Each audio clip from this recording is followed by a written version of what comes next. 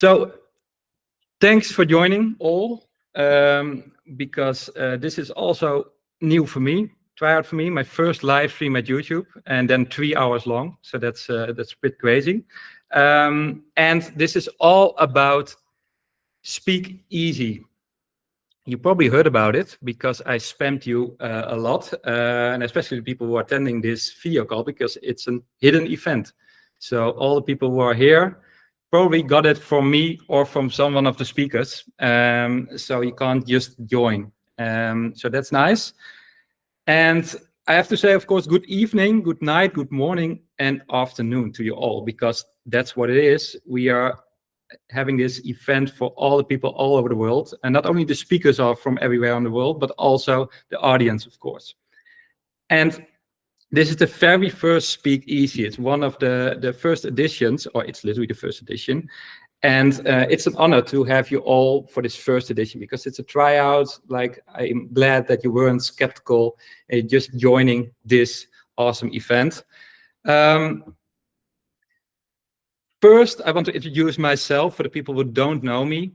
I'm Martin Kuipers, founder of Speakeasy, of course, but also doing some stuff on the side. That's what I'm doing at Dept. I'm an art director there. I'm a judge at several award shows, like the Webby Awards and Awards. And I'm living and working in Amsterdam. I can tell a lot more, but we have 3 hours and it's pretty packed, so I won't do that. I move on to Speakeasy, because Speakeasy is basically the digital hideaway where we share stories and connect creatives. And what we're going to do tonight is basically unlock, unfeel, and unfold. That's what we're going to do.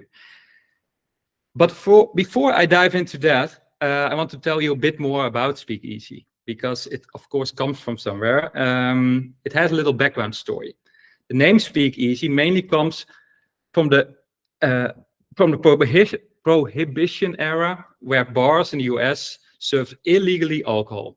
It was not allowed to serve alcohol, so people opened hidden bars. That's where it comes from. All in silence. People were also a bit quiet over there. It was all illegal. Nowadays, the concept of Speakeasy bars still exists. It's still a bit hidden, and all the big cities have, in the meantime, Speakeasy bars, which is fun. And of course, the alcohol is now legal in most countries, so the vibe is probably a bit different than it was back then, but I think it's still nice. And the whole color palette and which you see here and the font are based on the atmosphere and the interior of those Speakeasy bars. And also the font, you see the font moving around, has to do with the conversations going on in those Speakeasy bars, but also the conversations going on in this event in Speakeasy. I want to talk a bit about the values, because I went to many conferences in my career and I saw that not all conferences had all these four, and I missed that kind of.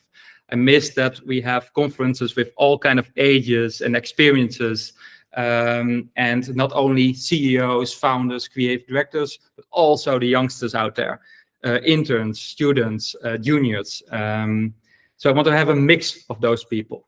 And not only a mix of that, of age, but also a mix of nationalities. So not only Dutch people, I'm Dutch, but also people from all over the world joining this call for free, because not everyone has the money to attend conferences. So I want to keep it free for everyone. And not only for that, also the levels, I was just talking about that, and the topics. And maybe that's the most important one of all. A lot of conferences are also focused on one kind of topic or a theme or something like that. And I wanted to focus on way more than that. Everything which is related to the creative industry. So you could be an architect, you could be a photographer, you could be a UI designer, you could be an AI prompt engineer, you could be everything. But everything is related to creativity in a way. And this is the very first edition. So again, really nice to have you all in here. And it's the 31st of July, as you know. It's 6 p.m. or not anymore. It's 6 minutes after 6 p.m. in the Netherlands. And it ends 3 hours later at 9 p.m. And we have 14 speakers. That's a lot for a first conference, 14 speakers. But they don't talk for 1 hour each, because then the conference will go on for 14 hours. It's a bit too long. So every speaker has a maximum of 15 minutes of speaking. So 10 minutes or 15 minutes, that's the max. And all speakers are coming from lots of different countries and nationalities. We have more than 10 nationalities in those 14 speakers. So really proud of that. And you can imagine how many internationalities we have via the live stream. If there are people in the live stream, I don't know. I can't see it now. Hopefully there are. And the second edition is already on its way. So that's awesome. At the end of August, the new edition is there. But first, focus on this one. Like I said, many nationalities, Japan, Portugal, Macedonia, Germany, Kazakhstan, France, the Netherlands, India, Canada, and probably I even forgot some. So a lot of people from all over the world joining this event, and that makes me really happy. And if you want to publish something on your socials, make sure you do it via LinkedIn or Instagram, because Speakeasy is over there. If you scan the QR code on the left, you go to my LinkedIn profile and you go to Instagram if you scan the one on the right. I have to do this, of course, for some exposure. You know how it goes. Okay, move on to the schedule for tonight. We have 3 hours. Yeah, 3 packed hours. There's no pause, etc. There's even no toilet break possible, I think, if you want to see them all. So make sure you you plan that correctly. And I want to briefly introduce you to all of the speakers of tonight. So 1 hour, 2 hours, 3 hours. Just added that for the animation. And we move on to the speakers. The first speaker will be Maxwell Reed. He's the founder of Kingdom of Something, and that's a really nice agency. He founded himself, yeah, he has a lot of experience in motion and digital. So he will talk about animate to captivate. After Maxwell, there will be Andrea, and he is an AI entrepreneur at Black Cube Labs, and which is also awesome. And I think in this era where AI is really important, it's good to have some people, experienced people out there to talk about. And he will talk about navigating the AI landscape, strategies for small businesses and startups. And then we have Ksenia Nikolova. She's the founder of Better Women, Better World. And she will talk about unleashing women's power through digital innovation.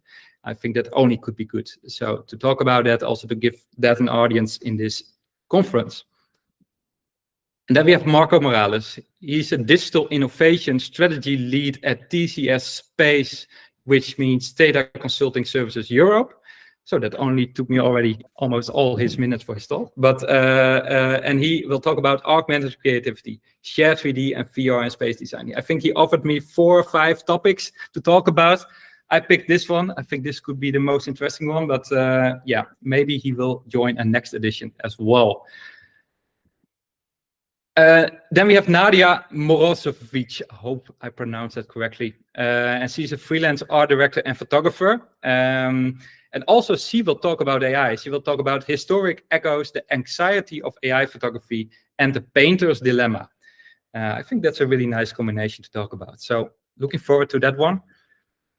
And then we have Gabriel Mihailescu. Again, hope to pronounce that correctly. Probably not. Creative director at Flirt Creativity, which is an awesome studio.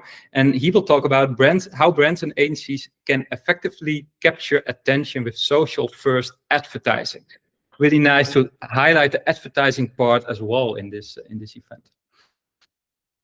And then we have Tapan Aslot, freelance creative director and AI consultant. I think he's going on in the AI world for a pretty long time. I also know him via LinkedIn from all his AI-related posts. So he's also a boss in that. And he will also talk about the advertising side of AI. And then we have Surya Dius, a student at the Barcelona Technology School in Barcelona, of course. And she's originally from Kazakhstan, but now she's living here in the Netherlands. And she will talk about pitching as a tool for fresh graduate designers. So how awesome is that? I think that could be really helpful for a lot of us. even for people who are already longer in the field. And then we have Maaike, which is my colleague at Dept. She's a content creative, and she will talk about, but I'm just a girl. And I have to say, I already saw this talk a few months back, so I'm really looking forward to see it here again. And then we have Daryl Stadi, hopefully pronounced it correctly, and he's a behavior designer and brand strategist at Megumi Studio, his own studio. And he will talk about behavioral science makes you go viral. So we all love virals, but he will talk about how to do it. So that's awesome. And then we have Jana, content manager at the People Branding Company. And she will talk about, do brands need to be more playful since standing out is more challenging than ever? I think that's a big question we all have in this call. So hopefully she could answer that. And then we have Irai Hamuli, connector and community manager at the Social Hub. I met him once at an event at Dept, and a really nice guy. And he will talk about why branding is your business's superpower. I love branding myself, so can't wait. And then we have Samir Hamish. He's from Paris, and he's the creative lead at Les Valseurs, with my best French accent. And he will talk about motion design. Is that for you? Because he take a seat and look around. Let's talk about the past and the future of this medium. Motion, we can't talk enough about that. And to close off this event, we have Mafalda Oliveira Loureiro, digital creative design manager at Adidas. And she will talk about corporate creativity, the dynamic intersection of creativity and corporate life. I can't wait. This is really awesome. And the reason why I had to pronounce names correctly or incorrectly is because I don't know half of the speakers myself. Of course, I know them via this whole event, but before I never met them. So how awesome is that? For me, it's just as nice as for you in the audience on the live stream. So let's go. That's all what I can say. And that brings me to Maxwell, because he will be the first speaker of tonight.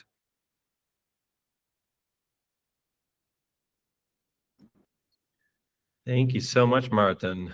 I'm going to take over your sharing here.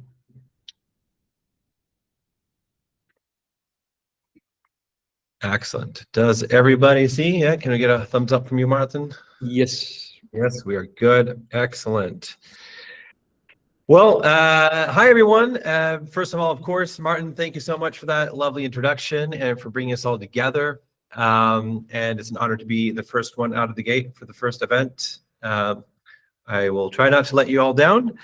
We're going to be talking about how we can use animation to captivate our users in the digital space.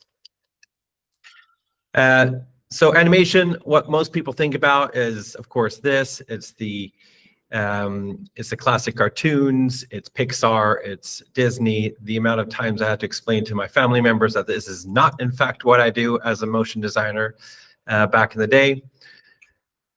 The best way to describe animation, that's so much more. It's something, it can be defined as someone or something that is full of life. So that can also be a person that can be animated.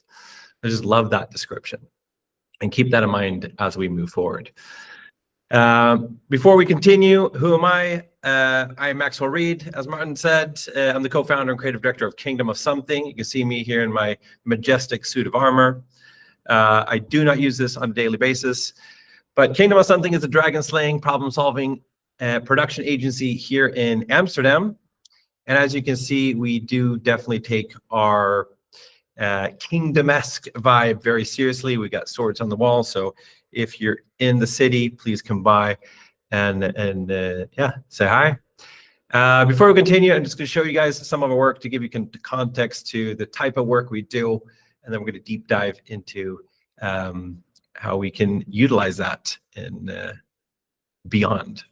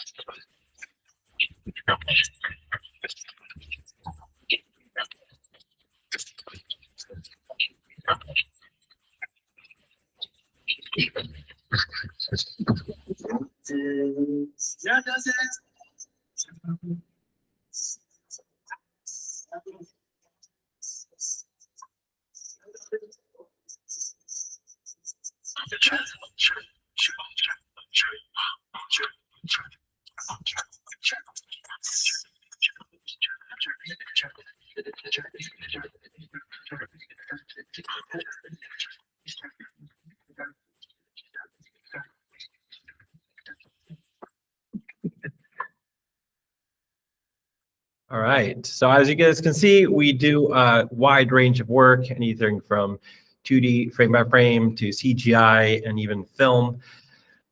But we're going to look at how we can use animation in a little bit less of a typical and linear format, and how we can use that power of animation to elevate digital products and experiences. So today, with all the tools, not to mention AI, I'm not going to open that box right now, building websites and creating online tools and an online business is more accessible than ever. And with that comes the fact that a lot of businesses start looking the same. Because when we start adding our own flares and our own complex menus, we really risk alienating users by complicating things. So simplicity is best, but how do we create a unique flair and a unique personality in that landscape?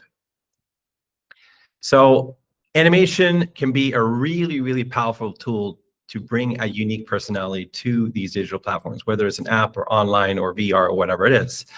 And I'm not necessarily talking about how you transition from one page to another. These are really good tools to help users navigate, but they tend to be quite generic. And if they're too complicated, they tend to be heavy and so forth. But I'm talking about customized animations, similar to the things you saw in our reel, but that are adapted into code to live on these platforms.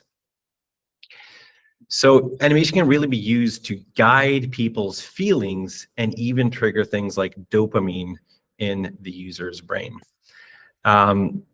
Here's a really excellent example. This is a classic error screen, but they've used a fairly simple character that runs on code. And well, he's really trying to load, but he accidentally fails. And instead of feeling frustrated over that simple red text that comes on your screen without any explanation, which we've all experienced, you kind of feel empathetic with well, in this case, it's actually just the app.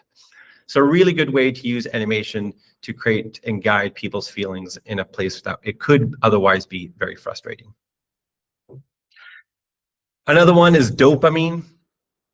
I'm sure you guys have seen this. This is Candy Crush, is one of the biggest games of all time for good reason. It's basically just Tetris, a little bit different, but it's Tetris. But the big thing here is there's a lot of satisfying animation. Every time you see those big explosions and rows disappearing, your brain releases dopamine, and that is the power of those animations. Duolingo is a really excellent example. I'm going to bring that up a little bit later. But here they really use the power of both characters to relate to, but they also use things like flames and sparkles and diamonds to really feel like they're gamifying the learning experience. So really good combination of those two. Here's an example that we worked on a couple of years ago now, together with the excellent e-commerce team at Built in Amsterdam.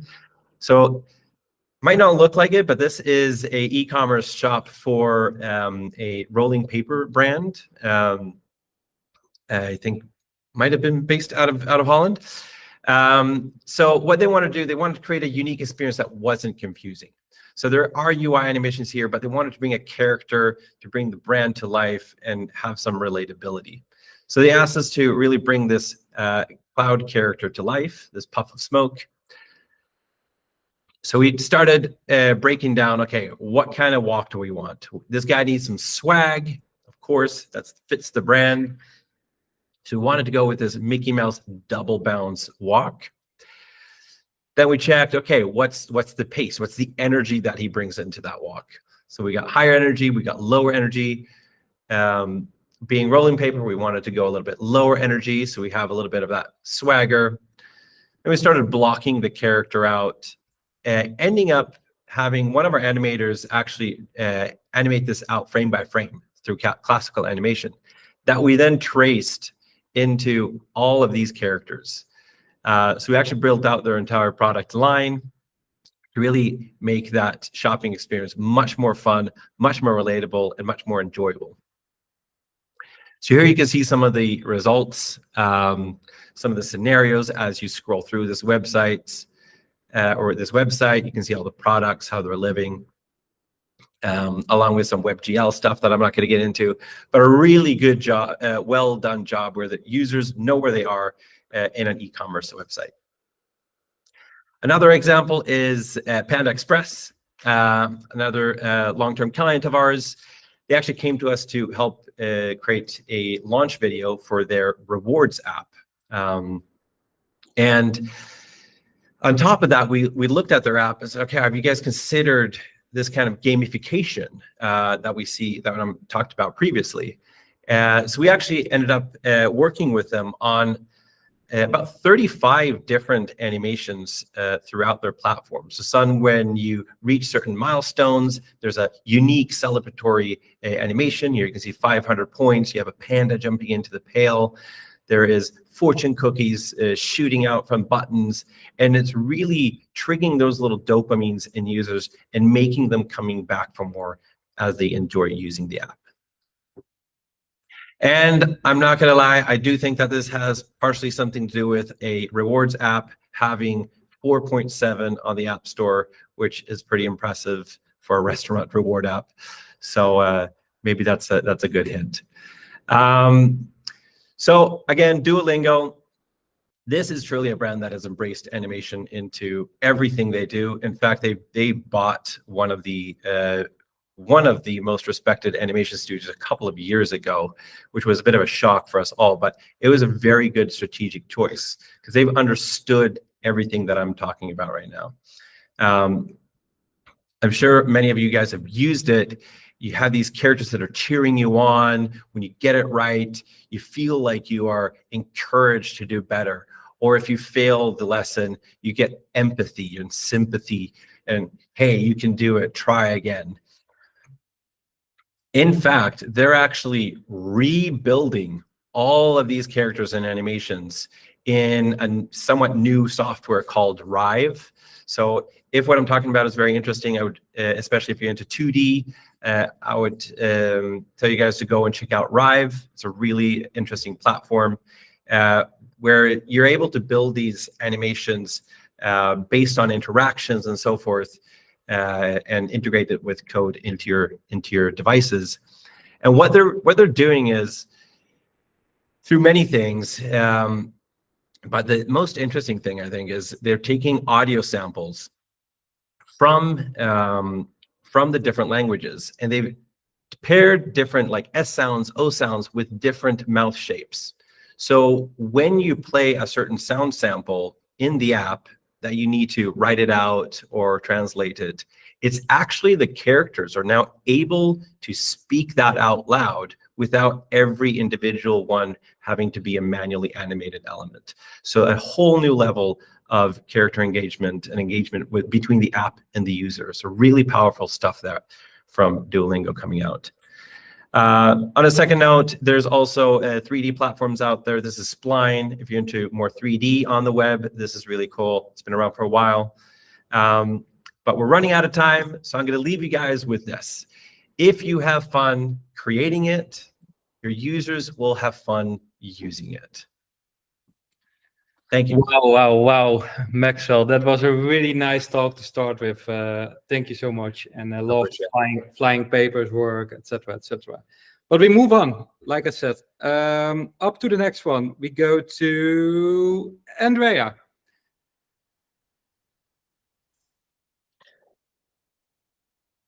Fantastic. Amazing presentation. Oh. Here we go.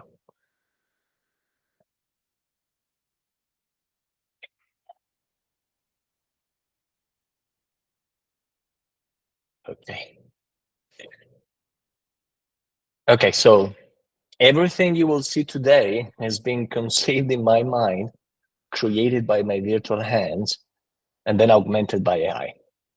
Hi, my name is Andrea, and I am a founder and a small business owner. And today I talk about how to navigate the AI landscape, sharing some strategic thoughts that I hope can be valuable for startups and small businesses like mine. Too long, we don't have the time to read. Look, if there's one thing you should remember from this presentation is the following. You are not and don't have to be alone in this AI journey. And actually, the more people you engage with, the more communities you're part of, the more you can navigate this AI landscape successfully. Because this is the age of AI. It's a new era of possibilities. We are indeed in the midst of an unprecedented shift, and businesses that fail to adapt will fall behind. The stakes are high. You have increased productivity, enhanced creativity, unmatched efficiency, innovative ways to engage with customers. The urgency to act has never been greater. Consider this. According to McKinsey, that ran a survey in 2024 and 2023, the AI adoption surged to 72%. The market is exploding. Projections say more than $400 billion by 2027. Furthermore, with this issue of labor shortage that is affecting a lot of companies all around the world, a quarter of companies, according to IBM, are turning to AI as a solution. Now, imagine a world where AI seamlessly enhances every aspect of your business, driving unprecedented growth and innovation. Actually, for some, this could be seen as a nightmare. For some others, it's FOMO, the fear of missing out, being in a tunnel you cannot escape from. It's inevitable that there will be some successful than others, but the fact that you're already listening today, it's a first step, right? Jokes apart, adopting AI drives leadership, it boosts productivity. You need to embrace the future, and ignoring the risk means obsolescence. But there's a light at the end of the tunnel, so don't panic. First of all, in this AI era, we need to be more human than ever. We need to be centered and balanced. We need to be conscious and aware of how we use these tools that are here to help us and not substitute us. I make an example. Whenever I type something on ChatGPT, I try, if I know something, to share my thoughts, strategy, tactics, giving my point of view before asking the computer, the algorithm, to give me an answer. This actually increases your chances to get an even more refined answer. But apart from that, we need to ask for help and make good and solid connections. And this is something that led me to have a fantastic team and a fantastic team of advisors behind my business, just by asking for help. And business owners have problems. Let's talk about those problems. Business owners are busy. What we value is speed, results, and sometimes, often, the expertise of having someone that can do it right. And small and medium businesses and startups often struggle to harness the AI potential due to the technical complexity, the resources constraints, and the lack of knowledge. So how do you get started? Simple steps. Understand the basics, assess where you are, identify the bottleneck, pilot it, experiment with it, and then scale up. Let's dive deeper. The basics. So AI is fundamentally a subset of computer science that creates machines that can emulate human. Now, to simplify the vast landscape of AI, we can divide into two main types. There's AGI, the general AI, and the narrow AI. The general AI will be the systems with human level intelligence that have this type of intelligence across all domains. This is still a futuristic vision, although people like Sam Altman from OpenAI are saying that we are getting closer day by day. And now we operate in the narrow AI. Narrow AI, in contrast, relates to systems that are focusing on solving specific tasks. And in there, we can find machine learning. We can find subsets like generative AI, which is about creating new content. We find transformers like ChatGPT.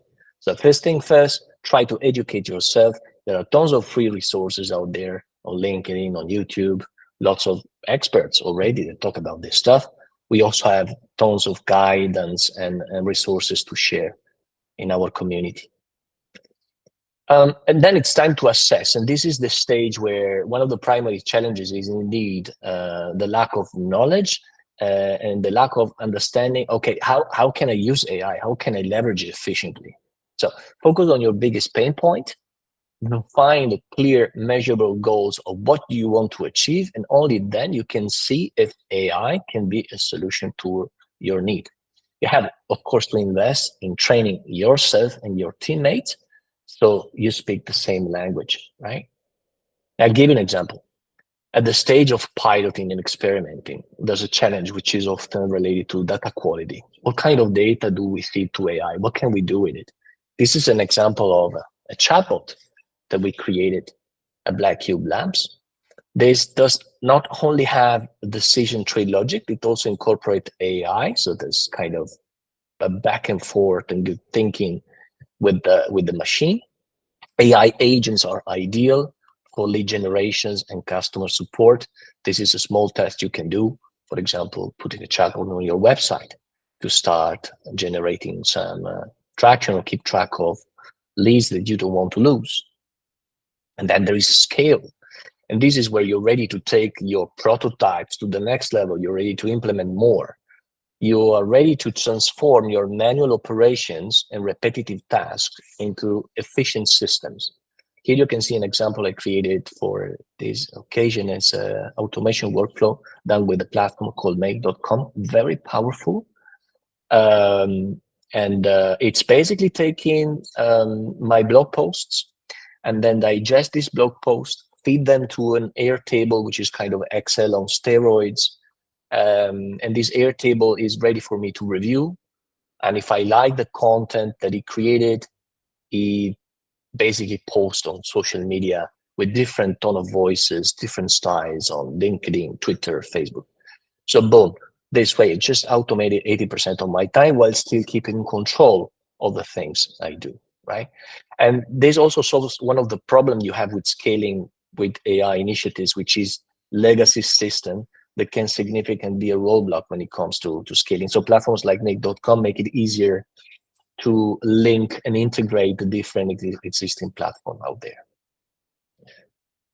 There are, of course, other important things to consider when we think about strategies for small businesses and startups. And this is selling. So I was having a couple of days ago a very interesting conversation with the founder of BotStack. We are discussing a partnership with them. This is a conversational AI. And he told me, look, it's very simple. You need to get eyeballs, collapse the opportunity and qualify and close. Let me explain. Getting the eyeballs is all about using your different channels, expose yourself, create great content, give value away. Because at the end, what makes the difference is really people. In our case, it's the community that makes the difference. The community is our key differentiator. It means everything. It's actually the foundation of what we do and who we do it for. It's designed for professionals who are passionate about AI. They don't want to fear it. They want to embrace it in a responsible way. And in there, you can find visual artists, graphic designers, corporate employees, entrepreneurs, so many different kinds of people. And it's about collapsing these opportunities. It's a matter of quantity and quality. Quality also means talking with the people to understand their needs and their reaction to what you show to them, especially when it comes to AI. And this skepticism, this block we often find in people when we talk about AI. And then it's closing. Closing means focus on the top 3 customers, then your next 10, and then more. Ask your family and friends. People want to help each other. This is the way I got to be surrounded by amazing people, my teammates and my advisors. You need to align your efforts with meaningful tools and meaningful people. And your value proposition will evolve. You will evolve as a human being and as a professional. So what do you know where you will be in 6 months with this pace of change, right? Hi, we are Black Cube Labs. We help you with accessible AI technology. We are an ancient boutique consultancy and AI agency and a community with a passion for generative art. I invite you to become a member. Registration is free. You will find tons of perks and benefits, discounts, resources, lots of knowledge. And only for today and tomorrow, if you want, you get 10% off our premium membership with code EASY10. Our prices are outrageously low. Never mind. If you're interested, we are here to help you out. Thank you so much. Thank you so much, Andrea. It's really nice to see that deep dive in the AI technology and the AI landscape. So, of course, probably there are a lot of questions about this too. So feel free to use the chat on YouTube for that. So maybe Andrea can answer some questions. Yeah, and thanks again. I used that discount he just mentioned, I would say. Let's move on to Xenia.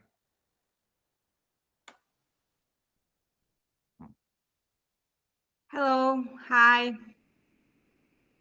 Hello, hello. Let me just. Okay.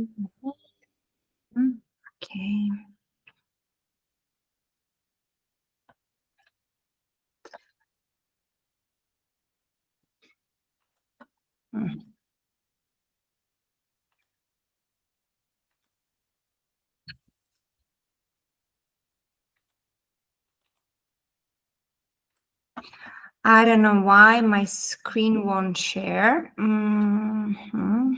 We could switch you around with maybe Marco. Then you can figure out how you can make your screen work.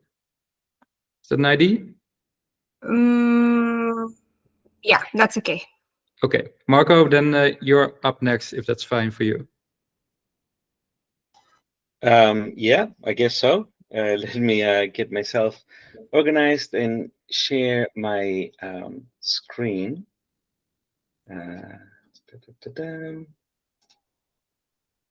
Okay. Tell me if you can see the screen in there. Yes. Fantastic. Okay, so all right, I guess we're good to go. Hello, everyone. My name is Marco, and as you can see, I'm going to talk about 3D, VR, aerospace design. But a big caveat here is that I did not know anything about aerospace engineering when I started. I'm not an expert in 3D or VR. I've been many flavors of designer, and I am an expert in creative thinking. So my journey starts in a point where I know that I know nothing about this.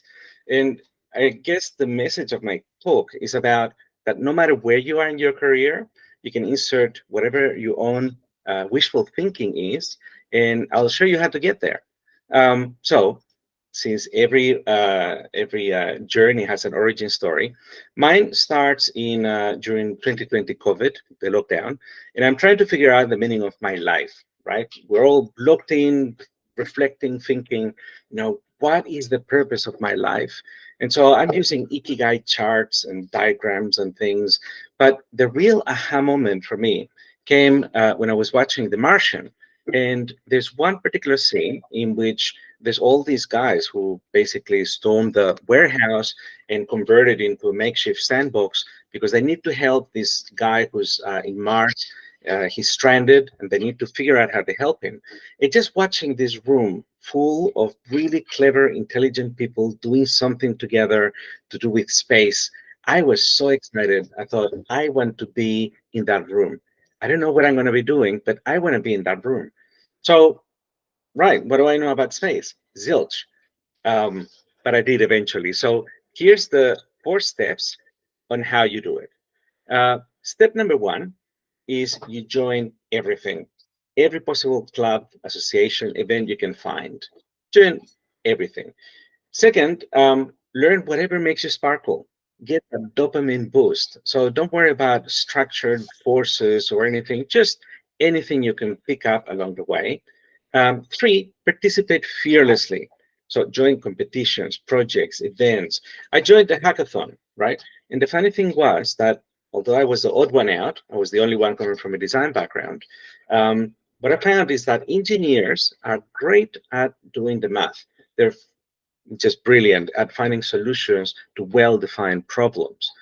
But designers are great at asking, why not, or what if, and bringing everyone together towards one vision, especially when the scope is not really that well defined. We're really good at navigating that uncertainty and getting somewhere.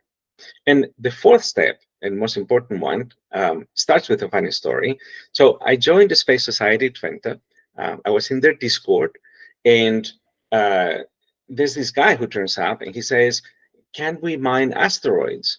And he has a metal recycling company. And then this other guy, an electrical engineer, who, by the way, was putting rockets together in his backyard since he was 12, he joins. So I said, well, how hard can it be, right? Mining asteroids. Let's give it a go. So here's a big fat tip. Instead of forecasting and planning how you're going to get there, look at where you would like to be and backcast. So go backwards. Look it up on the Wikipedia. We don't have time today to go into it, but just know that if you want to start mining a planet elsewhere, really you have to start at the very beginning. And in our case, it was creating a satellite, the smallest satellite we could find. And that we call a CubeSat. And a CubeSat is a 10 by 10 by 10 centimeter little satellite that you can use SolidWorks, for example, as a very grown-up and complex 3D software to create it. Now, the thing is that during all this lockdown, I've been playing with VR, and I thought, hey, this is a box, basically. I can do this, right? It can't be that hard.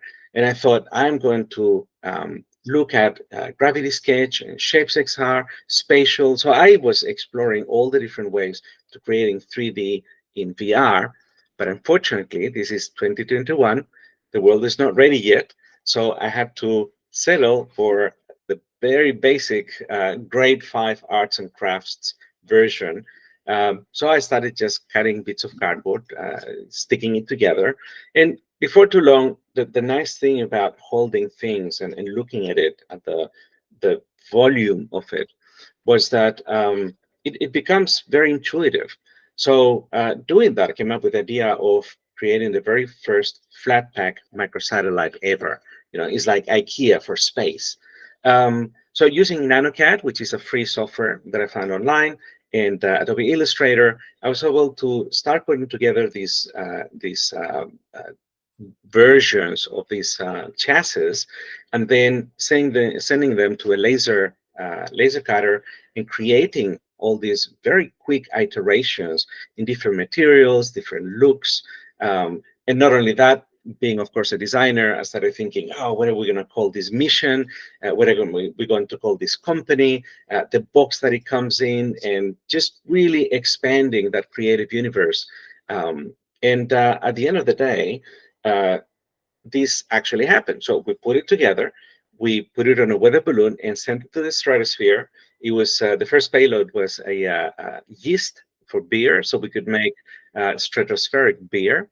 And then eventually we put everything on GitHub, and it's there. If you want to take it, it's free.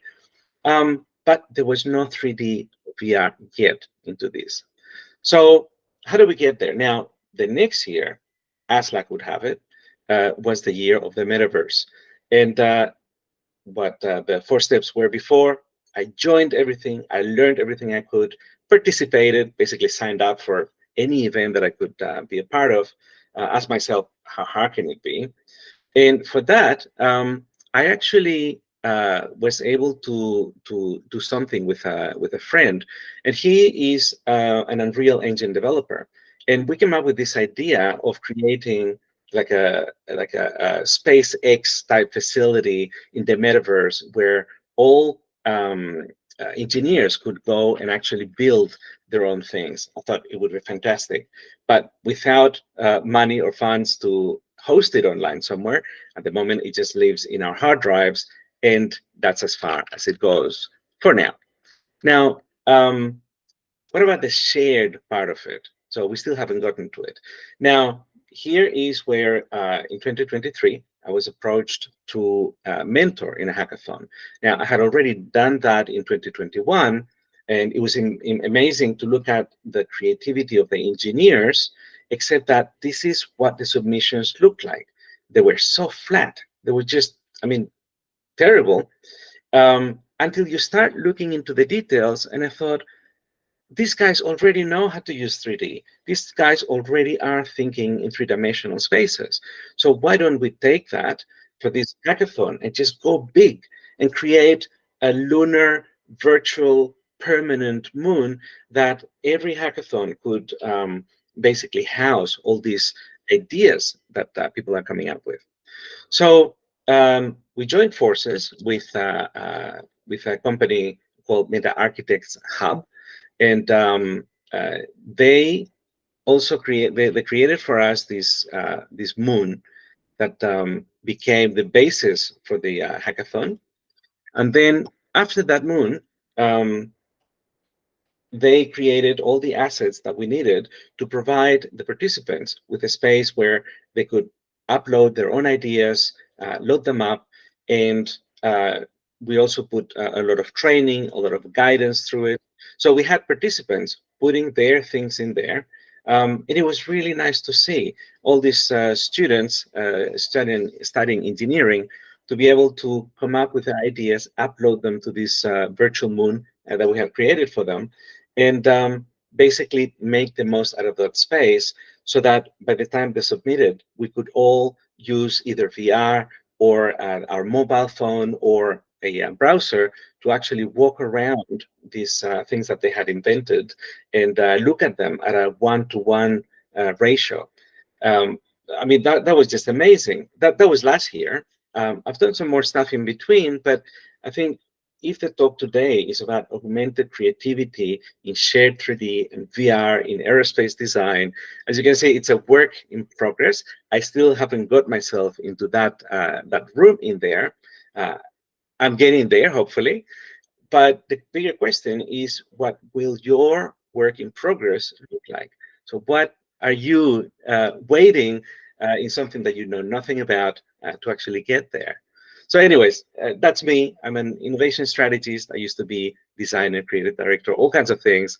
Hit me up and let's talk anytime. So thank you. That was great, Marco. Thanks a lot. And also thanks for the flexibility you're jumping in. Okay, we have to move on. So Xenia, I think you're ready now. Yeah, you're already sharing your screen. That was really fast. Awesome.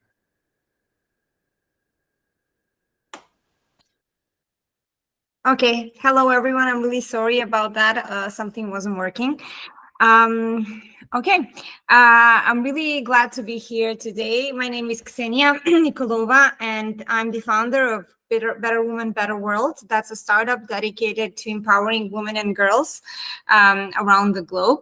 And we recently launched our first product, which is a mobile app, basically like a support network app connecting women and girls from different cultures and backgrounds, a safe digital space where they can connect, empower one another, and basically build their support systems. I will be talking today and sharing my presentation about unleashing women's power through digital innovation, because I'm really passionate about digitalization in general. And I feel like it's especially important for women and girls, especially those coming from smaller countries like myself. I'm from Macedonia. For those who don't know, that's a very small country in the Balkan region. So digitalization was my tool to connect my mind and my wishes and my dreams with the rest of the world and make things possible for myself. So I learned that it's a really empowering tool to empower women and girls. Basically, I would love to start with this quote. It's a quote of mine, actually, that through digital innovation, we're not just connecting women, but we're also unlocking their potential and paving the way for a brighter, more inclusive future. And that has proven to me to be very, very true in my experience with my startup and the network we're trying to build. We've witnessed so many women and girls who have, made a step forward to transform their lives thanks to digitalization. So let me just give you some facts about how we stand with digitalization and the power it has over women and girls. So it's no secret that women and girls who are using digitalization and taking the perks of it are more likely to succeed in life in every area of it. So online educational platforms have increased women's access to STEM education by 22%. 85% of the jobs are actually done or filled out by networking. So networking is really, really important, and digitalization helps embrace our networking qualities and our networking tools. And women with diverse networks outside of their regular circles have a 20% increase in confidence and self-efficacy, which is really, really important. And it's one of our priorities and goals at the platform we are developing. And access to e-commerce and digitalization has given women and girls so much independence and freedom to build their businesses online, to build better, balance between private and professional life, to have more income sources, and to become financially free, which is a core value that we point out at the platform, because being financially free is so important for being empowered in general. And the reason why I started BW2 Club is because where I come from, we often hear the stories that, women and girls, especially women and girls, should not really have dreams are outside of the obvious, outside of the standards. And although that's changing with generations, still our rigid economy, our rigid laws and regulations do not allow us to think outside of the box. And when we do think outside of the box, many times we are told not to, because that's simply not possible. But digitalization helped us dream bigger, and it actually has given us so many new opportunities to connect with women and girls outside of our regular circles. And I feel like that many times we use digitalization to connect with the people we know, which is amazing, to keep up and to keep each other posted. But it's also so important to, embrace our networks and just, meet new people. And this is one thing we encourage within our platform. We now have a user base of 400 women and girls from more than 22 countries. And we embrace them to get to know each other, because we witness how much they learn from one another, especially if they come from totally different cultures and backgrounds. Like we have women and girls from Europe, and then from Africa, and then from the US, and they're all exchanging their experiences on different topics. And that's so empowering. And also, I really, really wanted to create a space that's tailored to women's needs, but also shares valuable initiatives and tools for them to grow personally and professionally, which I really, really think sometimes lacks in a lot of networks that we see around. And I just thought that it would be a great idea to use digitalization even more narrow towards empowering women and girls. So my experience for now with building the startup, and I guess the message that I want to send to all of you today, I'm actually at the very beginning of developing it. We just launched the app 4 months ago, and I started my startup a year ago, and I had to do it overseas. I had to open my startup in the US because the options in my country were very limiting, and we didn't have opportunities to do it where I lived. So I went through a lot of challenges to try to make this right and try to make this work. But I never stopped, because I believe that regardless of where you come from, digitalization really, really opens an inspiring space for all of us. And if you have a dream and if you have vision, digitalization and technology really, really welcomes you and embraces your qualities and the passion that you have for what you're doing. And, this is another quote that actually encouraged me to start when I was beginning my journey, is that we sometimes forget when we talk about digitalization. Sometimes we think it's rocket science, where actually it's all about starting, and it's all about beginning from somewhere. And it's good to know that the barriers to entry are still very low in technology. So it's one sector that we can definitely try ourselves in. And as long as you have an idea, or you have something that you really want to do, you have to start designing it. You have to start, launching it, build prototypes, and then begin and test it with your audience. Because it wasn't until we launched our app that we really understood what our users need. And we're still learning by the day, and this is something that you learn by doing. So I guess the fear of starting something new is our biggest barrier sometimes, especially to women and girls, because we're often told that we cannot do what we want to do. And I guess being brave in these circumstances is really important. If it doesn't work, it's a great lesson. It will work in another way. Everything is, all about learning and growing. So yeah, just to sum it up, I just want to share this is an encouragement, not as bragging, but hard work really does pay off. And we started getting some recognitions from great organizations like UN Women, NLB Bank, which is the biggest bank in the region, who recognized our efforts for empowering women and girls. And this was such validation to us to continue doing what we're doing. And I just want to encourage you to, if you have dreams, if you really want to do something, if you really believe in yourself, even if everybody else doubts in it, you should go for it, because, the universe helps with people who are, hardworking and passionate about what they do. So thank you very much for listening. These are my contacts. I would love to get in contact with you. You can download our free app. You can find us on Google Play, Apple Store. It's a free app, BW2 Club, our support network, and let's connect there. Thank you so much. Wow, nice story. And it's totally different, of course, than the other topics, but I think an even more important topic than the others. And it's also funny because we have a little similarity between your talk and the one of Mike, which will be later. So that's really good. I think you both are highlighting important topics in this digital industry. So thanks for that. And thanks for closing the first hour.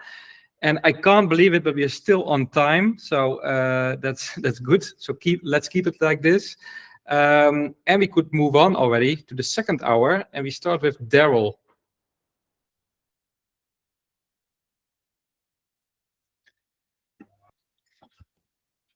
All right. Can you guys see me and hear me? I see you. Yes, and hear you as well. All right. Let me. Oh.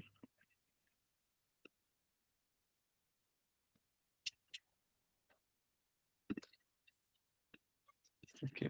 So I'm having trouble presenting my screen right now. I'm sorry. Oh, okay. Then we maybe could switch around. Hopefully Jana is ready. And then Daryl can work on his screen Yes, excuse me. Yeah, I'm ready, but this is like the schedule for 8. So you skipped one. Oh, but, I mean, I don't mind going now, but... Oh, I thought, yeah. Oh, okay. Yeah, I think, wait. Oh, yeah, I skipped one. Oh, so sorry. Oh, man. I was surprised as well. I'm sorry. Yeah. No, okay. A little bit off guard. My mistake. Okay, it's my own schedule, and I okay. Sorry about that. Everyone makes mistakes, right? You're right. So Nadia is up. Hopefully she's ready still. And sorry Hello. for the, I'm ready. Feeling super empowered by the talk of Xenia. Thanks for that. Wait, I hope I can share my screen. Yes. Let's hope will work.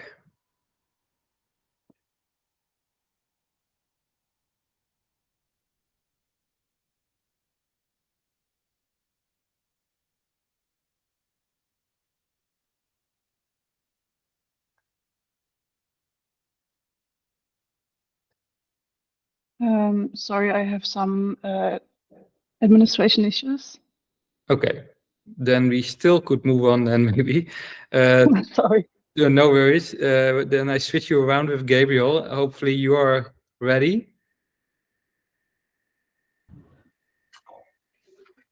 Hey, Martin.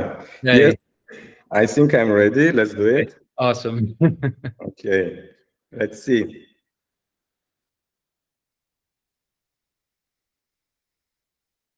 We're still on time, kind of, so no worries. Good. Yes, it works. Okay. Hello, everyone, and thank you for sharing your inspiring story so far.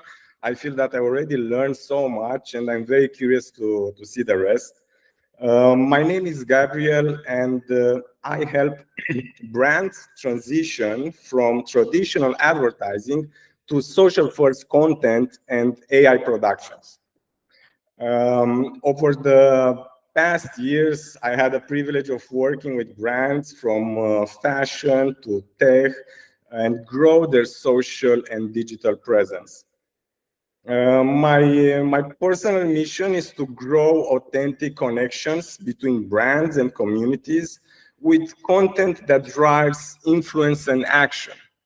And today, I would like to dive into how we can leverage social force tactics to effectively capture attention. Or like in more simple words, how can we properly use social media to advertise? So first, let's start with this incredible story that shows the power of organic content. And meet Nathan. Maybe you know him, also known as Dogface, which unintentionally created one of the greatest pieces of social advertising. Nathan was just a regular guy working on a potato factory, and one day he decided to take his longboard to work and record this video that we see now of himself while enjoying the vibes and sipping on the ocean spray cranberry juice. And right before he got to work, he posted this on TikTok. I think it was 3 years ago or something like that. And later that day, Nathan was stunned to see that his video had over 2 million views in just a few hours, and it continued to grow. It went viral and got almost 100 million views. Although it's not about the views, we'll see this later on. So Nathan's life changed overnight, and he was approached by brands for sponsorship deals. He was interviewed by major media outlets, and he even released a song with Snoop Dogg. Yep, Dog makes sense. Maybe Dogface is not, the face you'd like for your brand, but for Ocean Spray, it happened to be the perfect choice or the perfect mix at that time. What's very interesting is the impact he had on the business of Ocean Spray, of cranberry juice brand. The video dramatically impacted Ocean Spray. The content made the brand relevant not only to younger audience, typically seen as the TikTok core demographic, but also to 30, 40, 50 years old consumers on social at scale. And you see this interest graph. Sales went up, the juice was draining off the shelves. And the whole thing is that in traditional advertising, achieving this impact would require a significant investment using video advertising, display ads, performance marketing, any large-scale campaign, you name it. But Nathan achieved this organically with what we call social-first type of content. So the question remains, how can anyone apply the same principles to drive impact and social performance? And I would like to introduce you to a framework which I created and used with some leading brands to achieve similar results or to maximize social impact. And it's built on 4 key principles, which are authenticity, value, attention, and amplification. So let's start with first one, which is one of the most important, authenticity. The reality is that social media has invented this new form of storytelling. And now, I'm expressing myself for those who are not familiar with all the details. If you are in the field, you know most of these concepts. So this new form of storytelling, which is very raw, unfiltered, unscripted, and this voice of a real person. In traditional advertising, we're used with this polished, scripted, or highly produced type of content. But social thrives on this type of authenticity, making creators or even the comment section our source of trust. In contrast, if we're thinking of traditional or commercial storytelling, on these specific platforms is often perceived as fake, making social media a channel which is dominated by creators who excel in crafting this type of unbranded type content. And this resonates deeply with the audience, and it's basically setting new expectations for brand engagement. So the key takeaway from this first part is that authenticity is the way of making brands relevant and noticeable to your audience. And moving to the next pillar. Another important factor is value.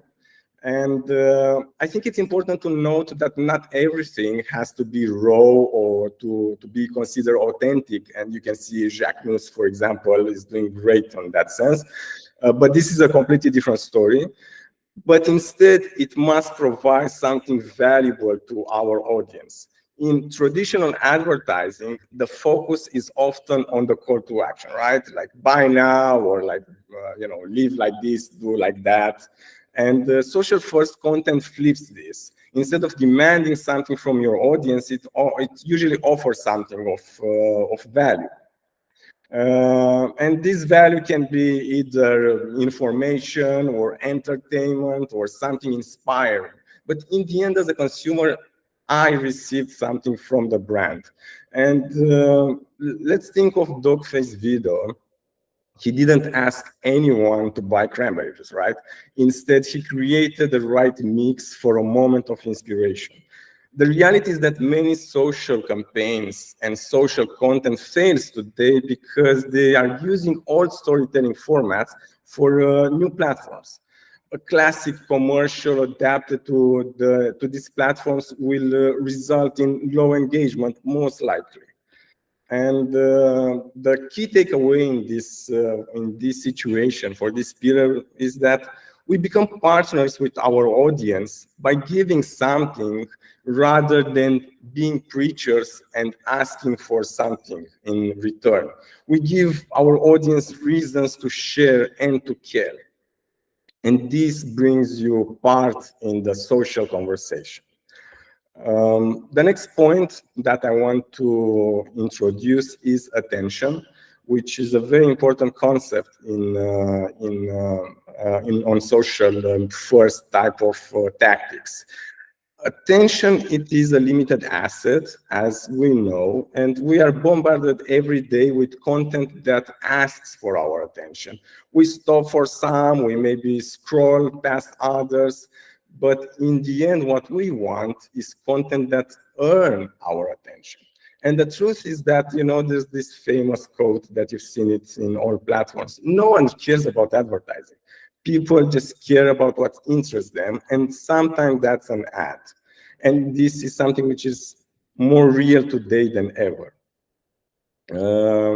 In traditional media, for example, my experience is interrupted by a commercial, like a YouTube ad.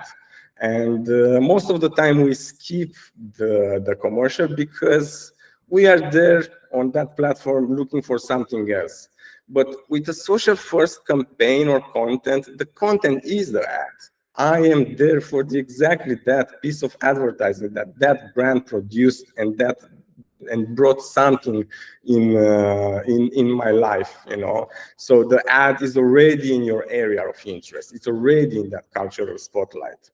And the key takeaway here is that, attention can be earned instead of hijacked with culturally relevant content that aligns with the interests of your audience. So moving to the final pillar, amplification. And if you're a marketeer, you would probably like this part. Nowadays, traditional campaigns from digital to TV, they are still reaching the audiences. So no one is denying that. No one says that traditional campaign marketing advertising is not working. But however, the cost of capturing attention through these mediums is extremely high. In traditional media buying, we pay for every space of attention. We, for every video, every digital billboard, and so on.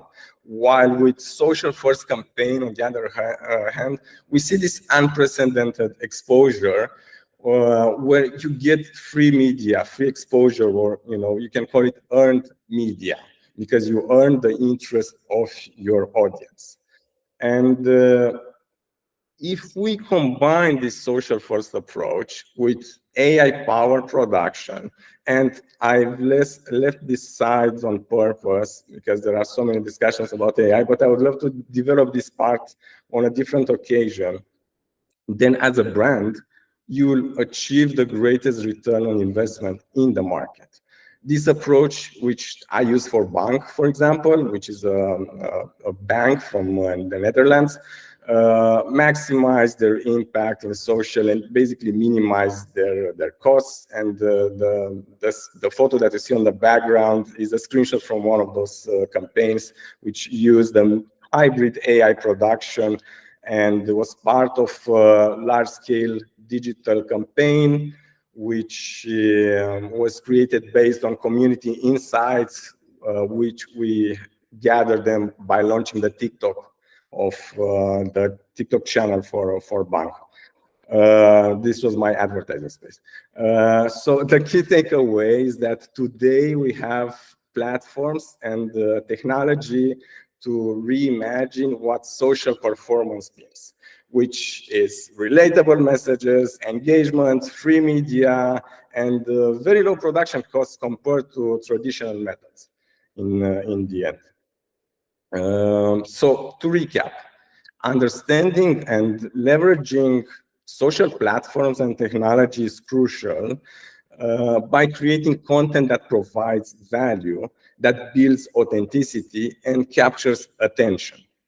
We can amplify any brand message and lead to cutting-edge performance at this moment, which, might sound a cliche, but this can take your brand to the next level. So kind of that's it in general lines. I hope you found the whole discussions today and my part as well insightful.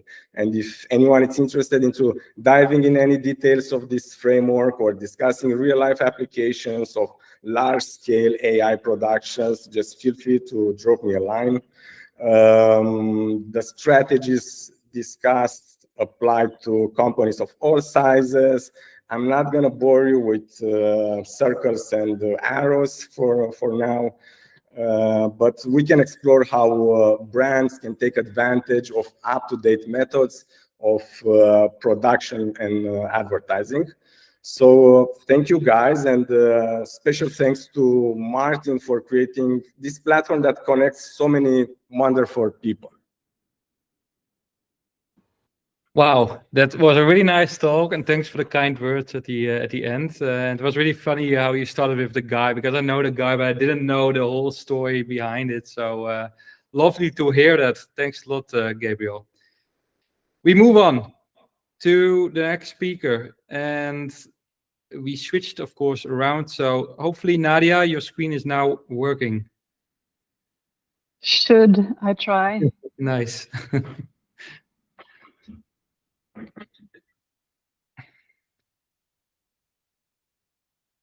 Will it work? Yes, it works. Nice. So, hey everyone, and thank you for listening to me beforehand. I'm Nadia Morozevich, and I'm a photographer. I'm freelance, and I'm mostly into visual arts. And my whole journey in my career started with my studies in visual design and photography and time-based media. And I was always kind of fascinated by how technology influences crafts and arts and the commercial industry in general.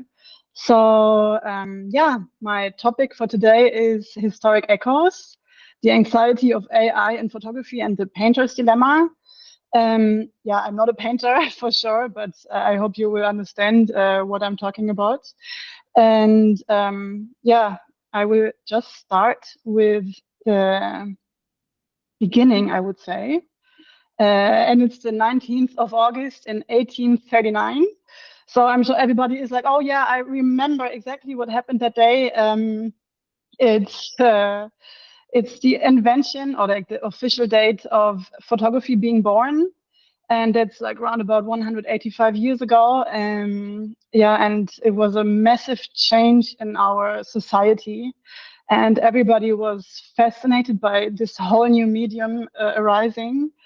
But of course, one group particularly didn't like that. And who was that? All the painters. So my whole topic is actually based on photography, just so that you're not wondering. The painters back then were not amused, because imagine you spend hours, days, years in producing your artwork, and then somebody comes across pushing a button and your whole reality is just held on film. That was quite disappointing and caused a lot of trouble and anxiety, of course. Yeah, and a huge movement began, like for example, this person here. The painter Edgar Degas began using photographs as references to achieve more accurate compositions, because this guy actually was born into the whole time of photography being there and available. And he changed the whole approach of paintings and started using photography as something good for him in his works.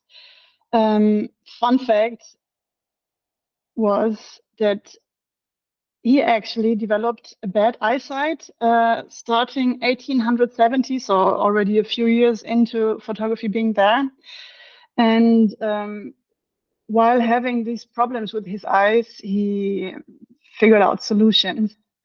And one of the solutions was using photography for his works, and going more into sculptures and trying to adapt, right? He tried to adapt the issue that he had with his losing, or like loss in health. And I think it's quite interesting that he mixed the mediums and still continued taking photographs for his paintings.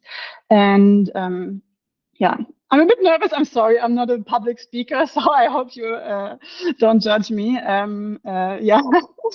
So getting back to the topic, he was a bachelor, actually.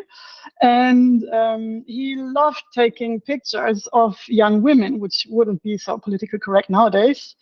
But he was super fascinated of their everyday life and their habits, and light things like getting dressed, putting stockings on.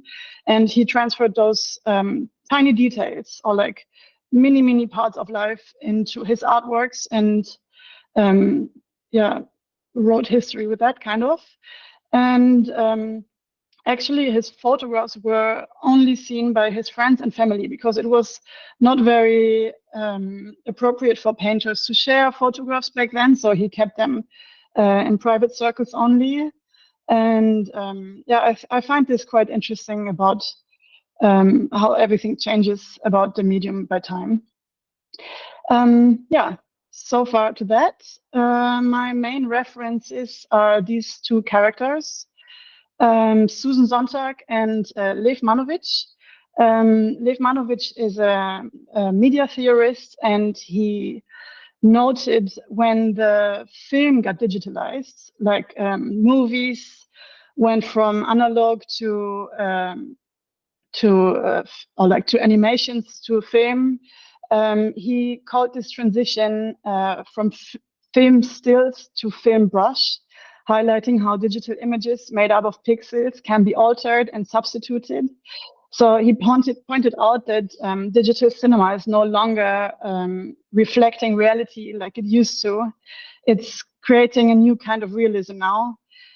And yeah, this in correlation to AI is more like he thinks AI is more related to paintings in a traditional way actually than photography, because you change pixels and you move them around and you can create a whole new thing just by moving things around and yeah, basically painting your new reality. And I think that's super interesting.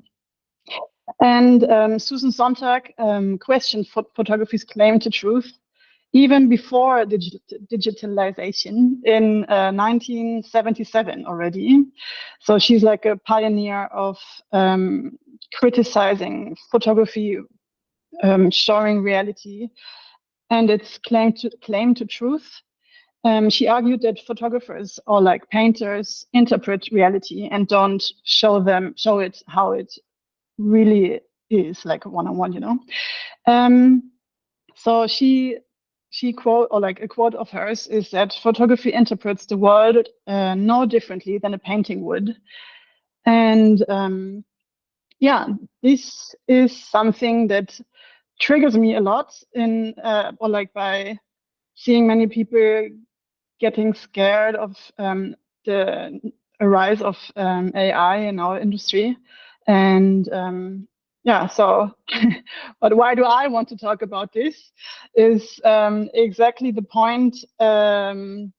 So I'm a photographer, right? And my work is mostly digital. I sometimes work with film, but I love to mix media and also take analog film and post-produce it digitally. And my approach in post-production is always very artistic. I mean, my whole journey started with paintings before my studies and in my studies.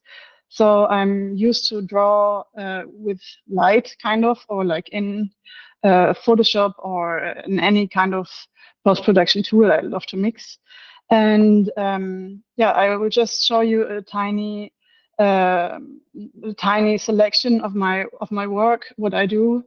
It got quite commercial in the past, but I love to have this approach of, is it a rendering or is it a real analog picture, kind of. I just love to mix aesthetics and create bizarre worlds and include AI into my topic.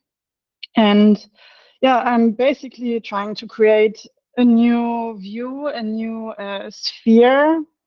And yeah, that's why AI gets very interesting for me, because it got a similar disruption like the painter's dilemma I was talking about earlier. When AI popped up, I remember that this picture got such a giant eruption in the photo industry. It was in April 2023, so it's already quite a while ago. But this person, Boris Eldachsen, is a German photographer, and he participated in a competition. It was a Sony World Photography Awards, and he won. And then he was like, "Yeah, actually, guys, I didn't do it. It was AI." And he lifted the curtain of AI taking over photography worlds and traditional awards. I mean, nowadays, looking at this, I find it quite easy to detect that it's actually AI generated. But yeah, I mean, it's only a bit more than a year ago, and it already changed so much, in my opinion. And I mean, of course, it's kind of scary, but it's also very nice to have the opportunity to create so much more and see the whole medium of photography or like drawing with pixels as a new opportunity. And I'm really exciting of what it brings in the future and how I can expand my work with it. And I think that's more thrilling than fearing. So going to today, yeah, we can adapt and evolve from it. And many artists or like many photographers are already embracing AI into their work rather than replacing it. And they combine human creativity with machine efficiency to create very unique pieces and create something new. And maybe nowadays it's possible to create something unseen that everybody's kind of craving for. And yeah, pushing creative boundaries and see it as a collaboration between human and machine. And I think that's opening rather exciting new possibilities. So today, this campaign, I picked it out because I really love it, but it's not really from today.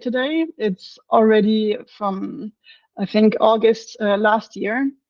But I picked it because it's my favorite and it's only a short time frame to talk about our topic. So I picked this campaign because I really admire the mix of reality and AI.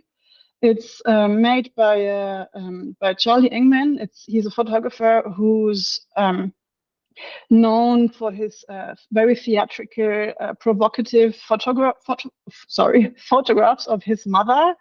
And he integrated his mother into high fashion campaigns and everything. It's really hilarious. So he has quite a sense of humor, and I adore that. And in this campaign, you can see the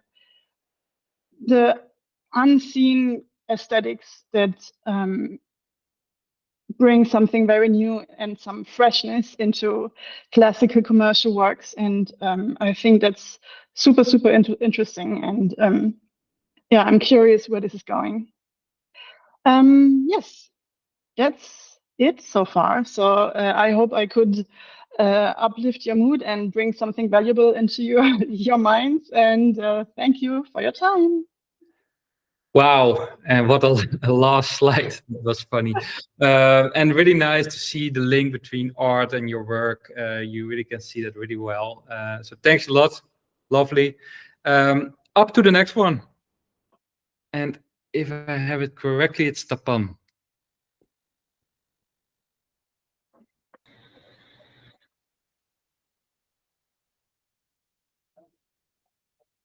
Hi, Martin. Yes. Hey. Hello. Hello. Yep.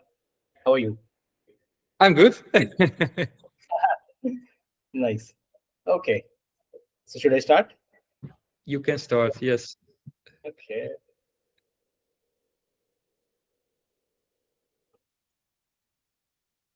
Okay. Just tell me when you can see my screen. Yes, it works perfectly. Okay. So, okay, I think before starting my presentation, I'll just talk a little bit about how I know Martin. I know Martin. First of all, thank you so much for calling me, for inviting me. It's been a great times listening to everyone else, and I'm excited for my time and everyone else coming after me. The first lot of images of those 3D suite render probably that he did, and then that's how we all know him. We all know him from the Nike shoe renders that we've been seeing. So yeah, I think it's been a good amount of time knowing Martin. Going forward, I'll be speaking about. Yeah, can you hear me, Martin? Yes. Yeah. So going forward, I'll be talking about AI edge in advertising. I've spent majority of my career in advertising, digital marketing, branding, social media, and now I'm doing all of those things independently. I used to work with a lot of agencies, production houses, design studios to create ad campaigns, making TV commercials and making social media campaigns and everything. Now I'm serving all those things to brand using Gen AI tools. It's helping me create images much better way. I feel more my creative block has been reduced. I feel more lightweight, if I have to say, I have to use that word. And I feel more liberated, like whatever I can think I can create now. So I'm serving my clients better. They are happier than before, is what my personal experience is. a very quick introduction about myself. I will not take longer time in introducing myself. I'm a creative director who is pivoted towards AI completely in early 2022. Ever since I'm selling my art, I am serving my clients with Gen AI images and other services. And I'm teaching generative AI to corporates, individuals, and university students. This is briefly what I've been doing. In this session, I'll be talking about three of my major projects. First being the Baskin Robbins one. Second is the World Coffee Conference that happened in India last year. And third is going to be Wrong Footwear. Now, Wrong is a very popular fashion wear brand in India. It's owned by one of the best cricketer that we have in our country, probably one of the best in the world, called Virat Kohli. If there are any cricket fan, seeing this session, they would definitely know Virat Kohli, and Indians would know him for sure. So it's a fashion label owned by him. So three of my projects, I will quickly go through what was the brief, how I treated the project, how Gen AI actually helped me in creating images better for them. But before, we are going to have a look at the first ever image that I created on Midjourney. This is my first image. This is my first text to image in February 2022. And I'm sure people who are seeing this, who are listening to me, if they have ever created any images, there are people outside Gen AI circuit there who are listening. You can relate to the first time you actually felt the magic, the first time you actually felt that you can just write a couple of text and an image will pop up. Now that was a completely different unlock for all of us. And I still look at this image very dearly. And I think someday I should upscale it and then frame it and put it in my room. Okay, so we will be talking about the Baskin Robbins project first. This was also my first commercial project in generative AI. This was the first project using Midjourney that actually earned me some money. And this was in April 2023, which is actually not so far, which is pretty recent. But now that I'm looking at these images, it feels like, I don't know, it feels like it's been ages I've done this. So towards the end of 2022, Baskin Robbins was going through global rebranding. They changed their logo, they changed the color palette, they changed the fonts, everything. And as a rebranding exercise in India, they wanted an AI artist to recreate or reimagine their flavors. They were going to release 5 flavors in India, 3 flavors for adults and 2 flavors for kids. And they wanted someone to create AI generated images that looks at least 60-70% similar to their actual product. I'm going to show the renders, the 3D renders that we did. These are 100% out of Midjourney. These are completely AI generated. The first one, as you see, is blueberry and white chocolate. Second is grand fruit cream sundae, and third is caramel milk cake. The fourth is mermaid sundae, and fifth is unicorn sundae. Now, of course, these 3 being their premium most flavors, and for adults, I rendered them in a bit more mature and more photoreal way. Now, for your information, this was created using Midjourney V4, version 4. So you can imagine how difficult a task it was to pull this off in V4. That time we didn't have any image upscaler. We didn't have Topaz, we didn't have Magnific, we didn't have Kriya. We didn't have any of those upscalers. So whatever you are seeing is just completely out of Midjourney, straight out of Midjourney. There was not even Photoshop integration, the AI integration into Photoshop, nothing. So it was a lot of fun actually to actually craft prompt to get images like this. And also the brief from client that says that you have to match our actual product, the real pictures I'm going to show. Now, what you are seeing on the left, Martin, you can still see my screen, right? Yes, of course. Yeah. So on the left, what you're seeing is the actual picture from Baskin Robbins. This is the photo shoot that they have done in their studio. They thought that this picture looks okay. It looks a bit mundane. It looks a bit boring because this is something people have seen already. They can maybe put up a few props around and they can click a picture, but they wanted something a bit more exclusive, something that is tailor-made for them, something which people have really not seen coming from Baskin Robbins. That's what they were looking for. And on the right, what you're seeing is a couple of renders that I did in Midjourney. I used image as an input in the prompt. Of course, I have hundreds and hundreds of more iterations, but I can show everything here. But these are some of the renders completely out of Midjourney. This is Grand Fruit Cream Sundae. As the client's brief was to create something very similar to the real product. That was the main challenge. Now, I think you all must be thinking, or some of you must be thinking, that what is actually so great about this project? It's just it's an ice cream that you just recreated in an AI. Now, what is so great in that, and how is it actually helpful? How your topic is relevant? AI edge in advertising.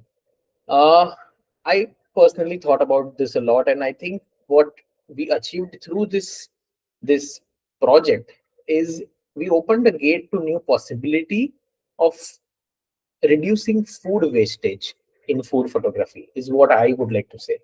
Because to achieve something like this, you have to, if not for AI, you have to make probably 20, 50 of such cups with all the real ingredient. And if it doesn't work out, then you will have to throw everything away. If you have to experiment with ice cream being burst, there's a small detonator inside ice cream and it's blasting. How do you do that in real? You have to probably blast it like 10 times, 20 times to get that one perfect picture. Who's going to clear that mess? What about all the food wastage? But with the use of Midjourney or any other the AI, we are doing everything absolutely mess free. And also client gets to see a lot of iterations. You can quickly change the shape of the cup, the glass. You can quickly select or deselect which fruit you want, which fruit you don't want. So that's a major breakthrough that we've achieved through this project. And this was the first ever Gen AI project in India to be executed by a big brand. So this project was a big thing. It got me a lot of other projects and a lot of publications. So I'm personally very happy about this work. This is the third flavor. This is caramel milk chocolate. Again, the same thing, the real picture, and then there are Midjourney images. This one was super fun. This is Mermaid Sunday. And as you can see that the prompt mermaid can also affect in real output, and it can create real mermaid. So then probably that you'll have to take care of that. And since it's for kids, I've kept the look and feel not very photoreal or not very mature. It's a very fresh.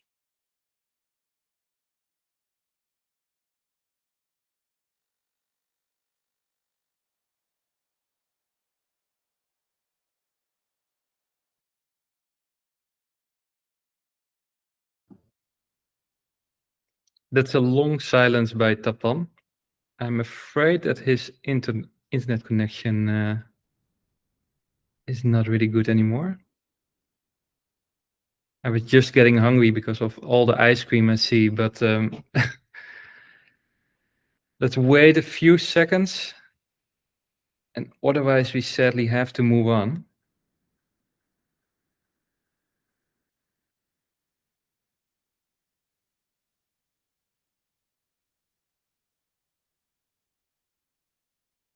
No, I think we have to move on. Maybe we can do his last part later tonight. And then, sorry, Surya, you have to go now. Hopefully that's all right for you. A bit earlier than expected. Yeah, that's okay. No problem at all. Okay, happy to hear. Hello, everyone. Thank you, Martin. Hello, all the design people out there. I'm very glad to be here on the first edition of the Speakeasy talks. So let me contact my slides. Yeah, my name is Ria, and I want to share with you today a few stories from my college time. They are about the very popular thread among junior designers, among fresh graduates, and it's about the presenting your work to others. So I can say that presenting could be online, offline. You can do it in front of the stakeholders or your classmates and the professors. It doesn't matter. In any case, you need to describe the solution you have and how did you do the process of your design decisions. Oops. So I know that communicating in public and talking out in general is not the most comfortable thing for human beings as us. And you need to believe me because I'm staying right here in front of you, the mature designers. And I want to tell you that when I found the very first call from Martin for these Speakeasy talks, my initial reaction was to apply right here, like right there. It's because I wanted to share my experience with you and to build a little bit of capacity in myself as a presenter. I really think that focusing on the research, on the prototyping and designing and testing without sharing your work, sharing your thoughts, my result may be a little bit in a negative spiral for juniors, and because it will not provoke any new challenges in us. And I want to tell you that my first experience as a narrator was a completely disaster. I ran so fast through my slides in maybe just 5 minutes at all. And always a vision is just to go back to my comfort zone and without any pauses, without any questions to the audience. And because I personally met all these challenges before, I want to help maybe others to prevent the same situations I have been to. And that's why I want to share with you my top 3 no's and don'ts today. This is based only on my student experience. So the first very big don't is don't to be unprepared for your presentation. When I realized that I'm going to present a milestone for my final project in the school, what did I do? I started to look for the inspiration. It reminded me, thanks God, about the time I attended the awards conference last year in Amsterdam. And I spent the whole evening and watched 16 videos of awards talks. And I found a couple of moments that I want to mention here. The first one is everyone is busy. So people come not to look at my outfit or just judge about the haircut I have, but they here to take something from the work I did and just to focus more on the topic I present and less about myself. Another thing I want to mention is try to grab the attention of the audience. If you know in advance that at the moment you appear on the stage, public and the audience might be tired or a little bit bored, you might have some items related to the topics in your hands, which definitely can help to focus people more on you. So, for example, this narrator, he has had a Heineken beer in his hands during his speech. And I swear, when he came to the hall full of the people, everyone was watching at him. Yes, another thing which I want to notice is people want to convince with emotions, and best narrators use stories and metaphors for this. And I have an example for you here, how I could tell a data for one of my research projects in the school and how I actually did it. Just have a look at this. Just listen, in 2023, a total amount of all tourists who came to Barcelona was 9 million people. It is quite interesting, yes. But after I was watching all these 16 videos of our talks, I did it in a little bit different way. Look at that. If the amount of all tourists in Europe in the last year was represented by the height of the Sagrada Familia, the amount of only Barcelona tourists would be 1 billion pigs at the top. That's how much. Basically, it is the same information, but you can see the difference, and the different approach we use. Another big don't I want to mention here, I was personally the only one online student, while all the other students was physically in class. They were offline students.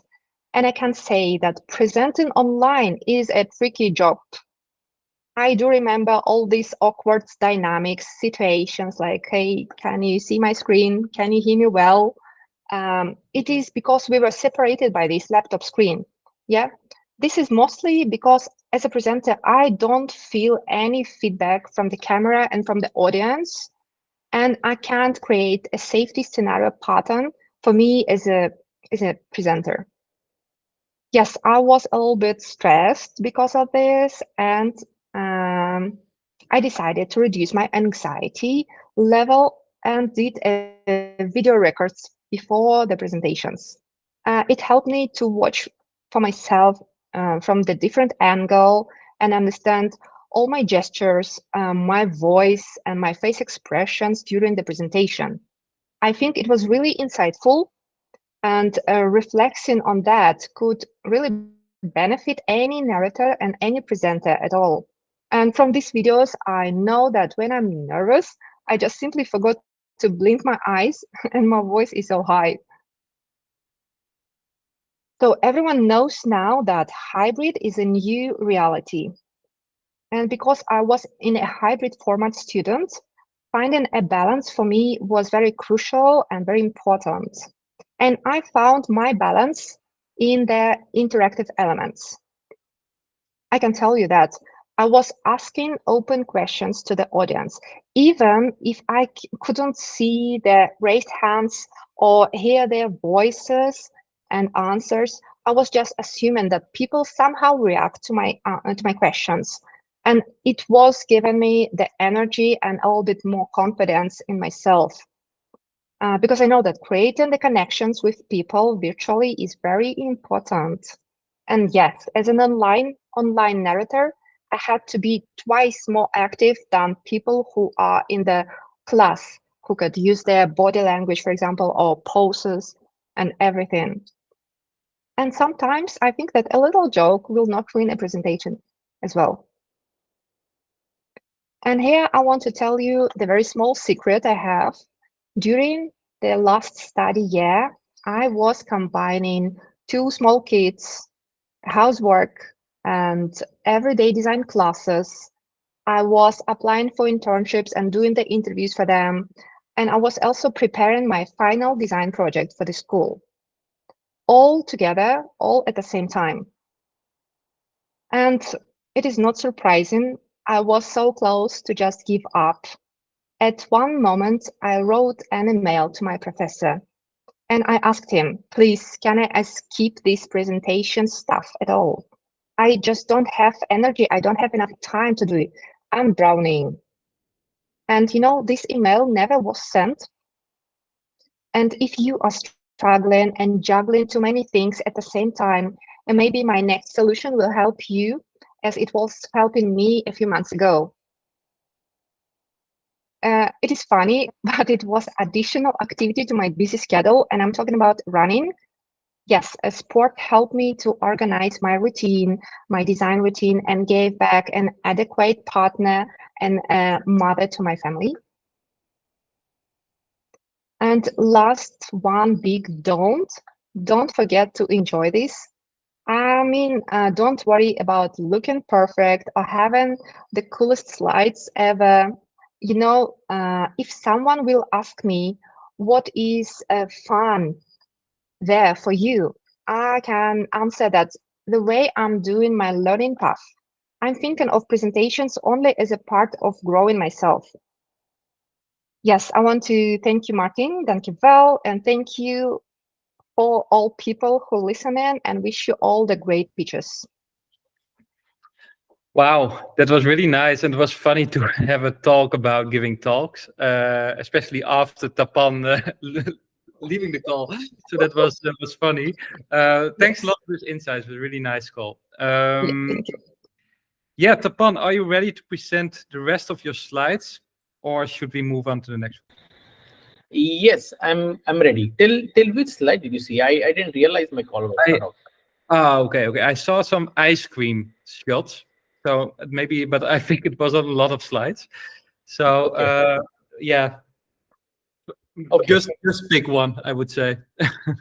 Yeah.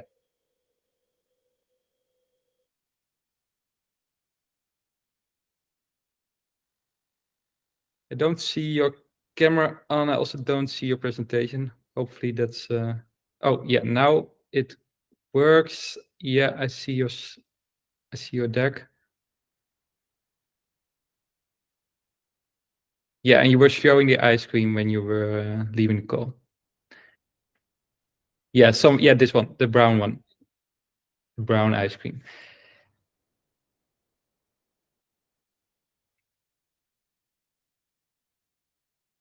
I don't hear you anymore, by the way.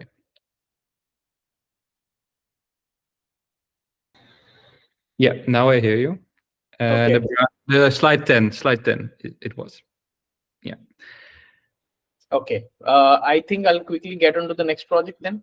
Yes, totally fine, totally fine. Okay, so yeah, this was the Baskin Robbins project all along. The next is World Coffee Conference, WCC. Okay, so WCC, so World Coffee Conference is, you can say it's an Olympic of coffee, where there are more than 20 countries that take part in this event. It happens every 4 years.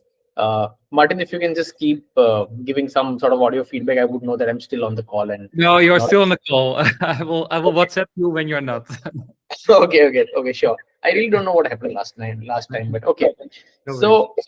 So this event is a pretty big deal for coffee lovers and and coffee makers, since it's the event where there are more than people more than 20 countries they take part in this. And last year in Bangalore, it's the city in the south part of India. They took the entire Bangalore Palace for this event. Was to create 5 biodiversity ambassadors. Now, what they mean by biodiversity ambassadors is a set of 5 fauna that represents the rich biodiversity and the coexistence that exist in Nilgiri forest. Now, Nilgiri is the name of the forest in South India, where there are very rare sort of plant grows, there are very rare flower grows, and of course these fauna along with coffee plantation. So that's the whole idea behind the project. Civet cat, elephant, Indian hare, honeybee, and peacock. These 5, animals, insects, and bird, they were supposed to be fused with 5 fauna. One is Neela Kurunji, which is the purple flower you see here. Then bird of paradise, then marigold and dahlia, so on. Now, this image you are seeing is completely out of Midjourney. This is straight out of Midjourney V5. This was in September 2023, last year. Now, what we have achieved here, which was very difficult, is the entire landscape of coffee plantation and flowers and everything inside the body of civet cat. Everything has to be inside the silhouette of an animal, is what we were supposed to achieve in AI, which was very difficult considering we only had version 5. It was not very evolved, but we could achieve it somehow. Second is hair. You can still see my screen, right? Yes. The second you're seeing is hair. The hair merged with marigold flowers.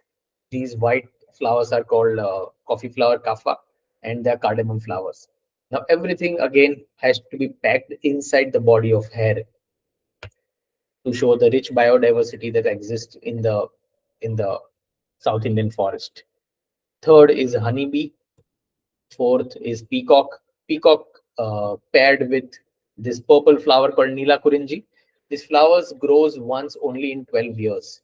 So they're extremely rare, and that's why they hold a special importance. Now, all these artwork got upscaled to a level that they were able to print it on more than 25 to 26 feet of canvas.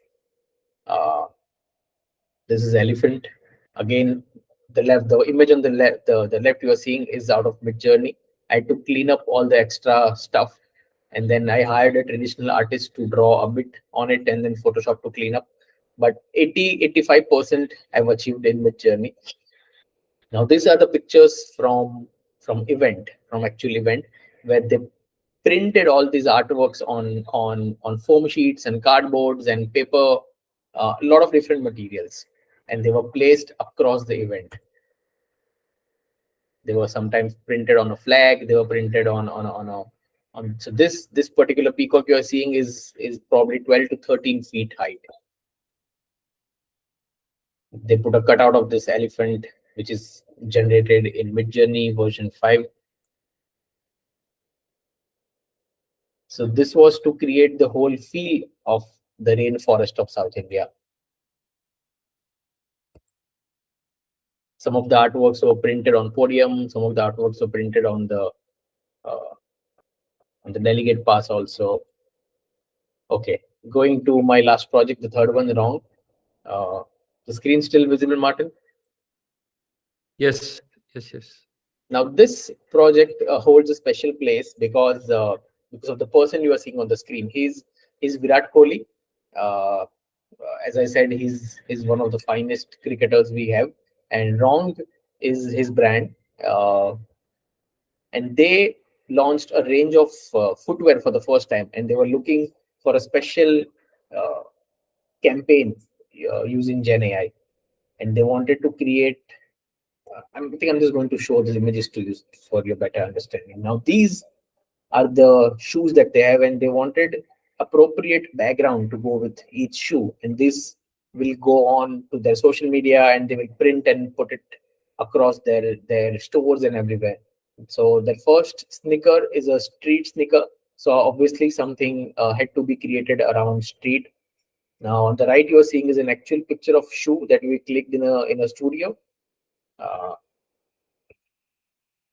Here on the left is a Midjourney image, later got upscaled in Magnific. In the image on the left, there was an actual sneaker that got generated along with all the other buildings, which then I removed and placed this shoe and a bit of color correction. It's a simple, straightforward project. The second is inspired by Indian Army. So the image you are seeing here is from Midjourney, later upscaled in Magnific. I removed this shoe and then placed their shoe, which we clicked using a simple iPhone. The third, my most favorite, is the street style. Again, the Midjourney image, upscale, and we removed this yellow-looking shoe and we replaced it with their shoe that we clicked in the studio. And the last one is the pixel. So because pixel was their main identity for this particular shoe, we thought of creating 3D pixels in Midjourney and then replacing this AI generated shoes with their product that we clicked here. So this was the project. To end my presentation, on the left there is the image that's my first AI generated image from February 2022, and on the right what you are seeing is what I created this morning, because today Midjourney version 6.1 released. So yeah, this is how far we have come in generative AI. So yeah, thank you so much. Wow, thanks, Tapan. It was really great. Also great to see those insights, how you work with AI and the process behind it. When I saw those ice cream, I had to think of my own project where we created a real sneaker based on a Midjourney image of ice cream. So yeah, it's really lovely to see that. So thanks a lot. We move on. We're running out of time, sadly. So we're going to Micah now. If you have questions, by the way, for Tapan or for the others, please write them in the chat on YouTube. Okay, Micah? Jij bent. Yes, thank you. All right. Hey, everyone. My name is Micah, and I'm a content creative at TED Agency, which is the same agency that Martin works at. So I kind of feel like a Nepo baby getting the opportunity to present here, but oh well. The talk that I'm about to give is a talk that I initially gave during an International Women's Day event. So that's a couple of months ago. And when I was asked to give a talk at that event, my first reaction was, what, me? But I'm just a 30-year-old, 31 by now, teenage girlie. What could I possibly share that might be of interest to anybody else? And it's not the first time I felt like this. It probably won't be the last. And it's exactly what I'd like to talk to you about. This just a girl syndrome where I often downplay my achievements and capabilities. And from talking to friends and coworkers, women in general, and endless scrolling on TikTok, I'm pretty sure I'm not the only one that feels that way. But I'm sure we all remember from high school that any self-respecting teacher would never allow Wikipedia, let alone TikTok, as a legitimate source of information. So I'll throw some statistics at you. Because just one Google search led me to plenty of real statistics that confirm this or that show underlying factors of why women feel insecure. So I think we're all familiar with this one, right? It's the big one that says that men apply for a job when they meet only 60% of the qualifications, but as women, we only apply when we meet all of them, the pressure we put ourselves under. But there are plenty more about women feeling overlooked, about women executives even experiencing imposter syndrome, about having to deal with microaggressions as a woman. Now, obviously, these statistics tell us that there are all types of underlying factors that contribute to our insecurity: gender stereotypes and bias, pay inequality, work-life balance changes, etc., etc. And addressing these issues involves so much more. It's not something that we individually can just solve. It's also not something that I have the answers to. I wish I did. So instead, what I would like to do tonight is leave that big, overwhelming society that sometimes seems so pitted against us girlies behind for a couple of minutes and share with you my personal experience of navigating the 9-to-5 life. To focus on the smaller things that help me deal with the pressure of thriving as a corporate baddie while feeling like this cute little hamster with a bow embodies who I really am on the inside. To show you how I try to shift my perspective, and maybe you'll see your perspective change too. A while ago, I had a conversation with a coworker who I regard as a very successful, a very confident, a very smart person that always knows the right things to say or do. I told him that. I told him that I found it so impressive that whenever we're in client meetings and the client asks a difficult question, he always seems to have the right answer just lined up and ready to go. In return, he told me that, you know, sometimes he just uses fancy words and then he sees if he gets away with it. So what I've come to learn is this: everyone, and I mean everyone, is figuring things out as they go. This was the case in high school, this is the case now, and this will be the case when I'm 50, 70, and dead in my grave. And it might sound really obvious that nobody knows everything, yet somehow I always seem to forget that when it comes to myself. I keep on being disrespectful towards my current self. I keep on disregarding everything that I am right now by focusing on who I might be in the future. I keep on focusing on the things that I don't know instead of the things that I do. I keep on wanting more. I'll say, oh, in a couple more years, when I have more experience, when I've done more projects, when I've finally become a manager, a director, the CEO, I'll have all the answers. I won't. Of course, I'll grow and gain more knowledge along the way, but that feeling of not knowing everything will always stick around because there is always more to know, and that's okay. So instead of focusing on that future Micah who was out there somewhere, maybe I should focus on the current Micah. She's been on this earth for 31 years. She's been working for the last 7 or 8. She went to university before that, high school before that, primary school before that. And if you were to tell all of that to a baby that just arrived on this earth and they could somehow miraculously speak, they'd be like, wow, she's done so much. She must know so much. So I think it's time to shift my perspective. Instead of saying, I don't know everything, I'll say, I already know so much, because I truly do. And then maybe I can let go of some of that pressure I'm putting on myself to know everything. Now, say I can stop putting that pressure on myself. Admitting to myself that I already know so much and that all the other things that I don't know right now, I don't need to know right now, that's one thing. Admitting it to others is really scary. Now, if we were in a real life setting, I would point to the sad looking flower at the bottom right of the slide right now, because that's how admitting that I don't know everything to others makes me feel. So instead, I'll play it safe and I'll keep this newfound wisdom to myself. I'm not going to let anybody else know, because God forbid they might find me dumb, or even worse, they might actually secretly think that I really don't know what I'm doing. But letting others know doesn't have to be such a big deal. It doesn't mean that I'm going to start screaming it from the rooftops or that I'm going to write it across my forehead. It can be as simple as starting to ask questions. If I don't understand something, I'll ask. If I need to know more about something, I'll ask. Now, I will weigh which questions are worth asking a coworker and which can be sneakily directed to Google during that meeting where someone drops an acronym that I've definitely heard before, but I really can't think of the meaning right now. But damn it, I'll start asking questions. Because admitting that I don't know something and asking questions to fill that gap is actually one of the most underrated strengths I can possess in any professional setting. It says, I value this project enough to get it right. I value it enough to learn something new. It demonstrates engagement. It demonstrates curiosity. And it fosters a culture of learning and growth. And not just for myself, but for everyone around me as well. So I'll shift my perspective again. Instead of thinking not knowing everything is a weakness, I'll embrace the notion that not knowing everything is not only okay, but it is expected.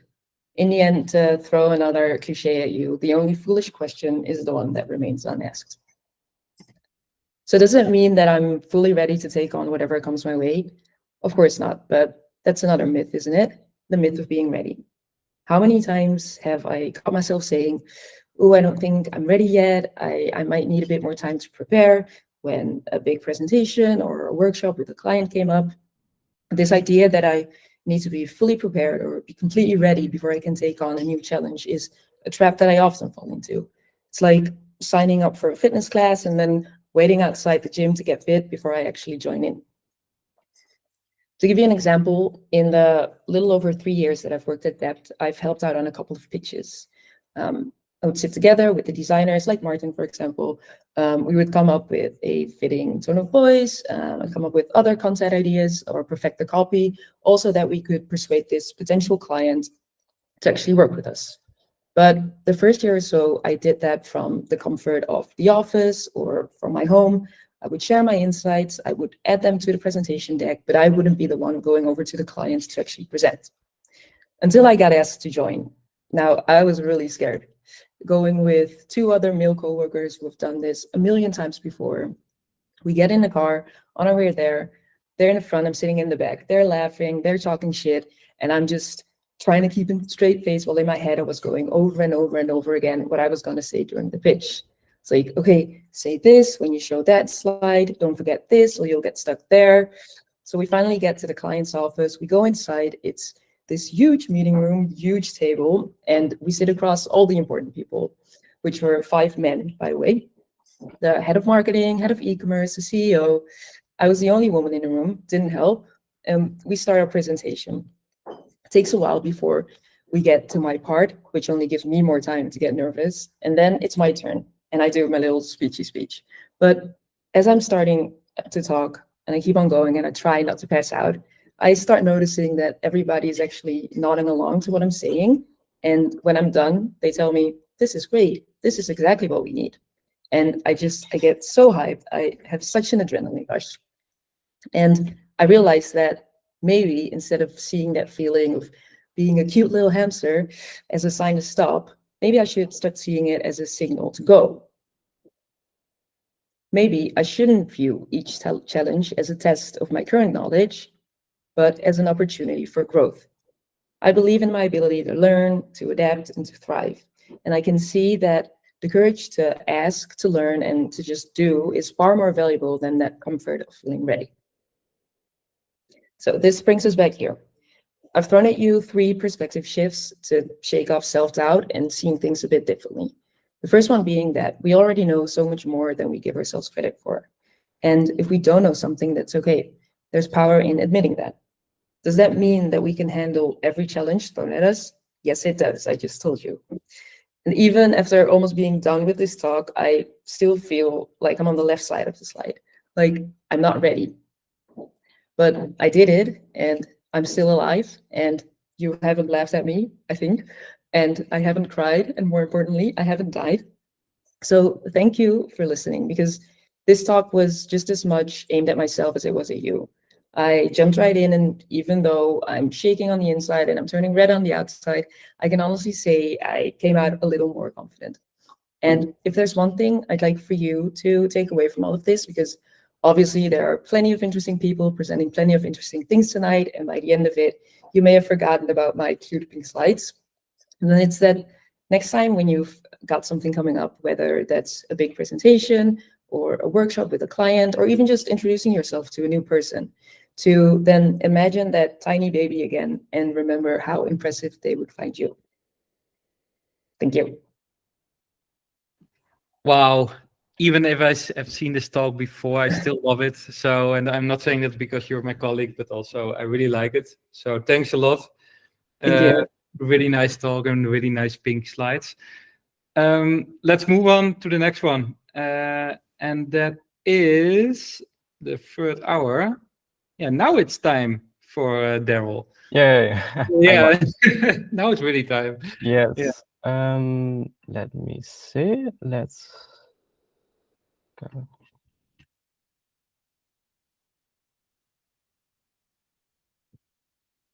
Or you can see. Oh shit. I'm sorry. It works. It Oh works? yeah, it works already. Little spoiler, but it doesn't matter. Let's go. Yes, perfect. All right, welcome everybody. My name is Daryl Study. I'm a behavior designer, and today I will talk about how behavioral science can make you go viral. Yeah, let's get straight to it. 2021 was a huge year for digital artists. The NFT popularity peaked, digital artists finally monetized their work, and it was a peak market cap of around $766 billion.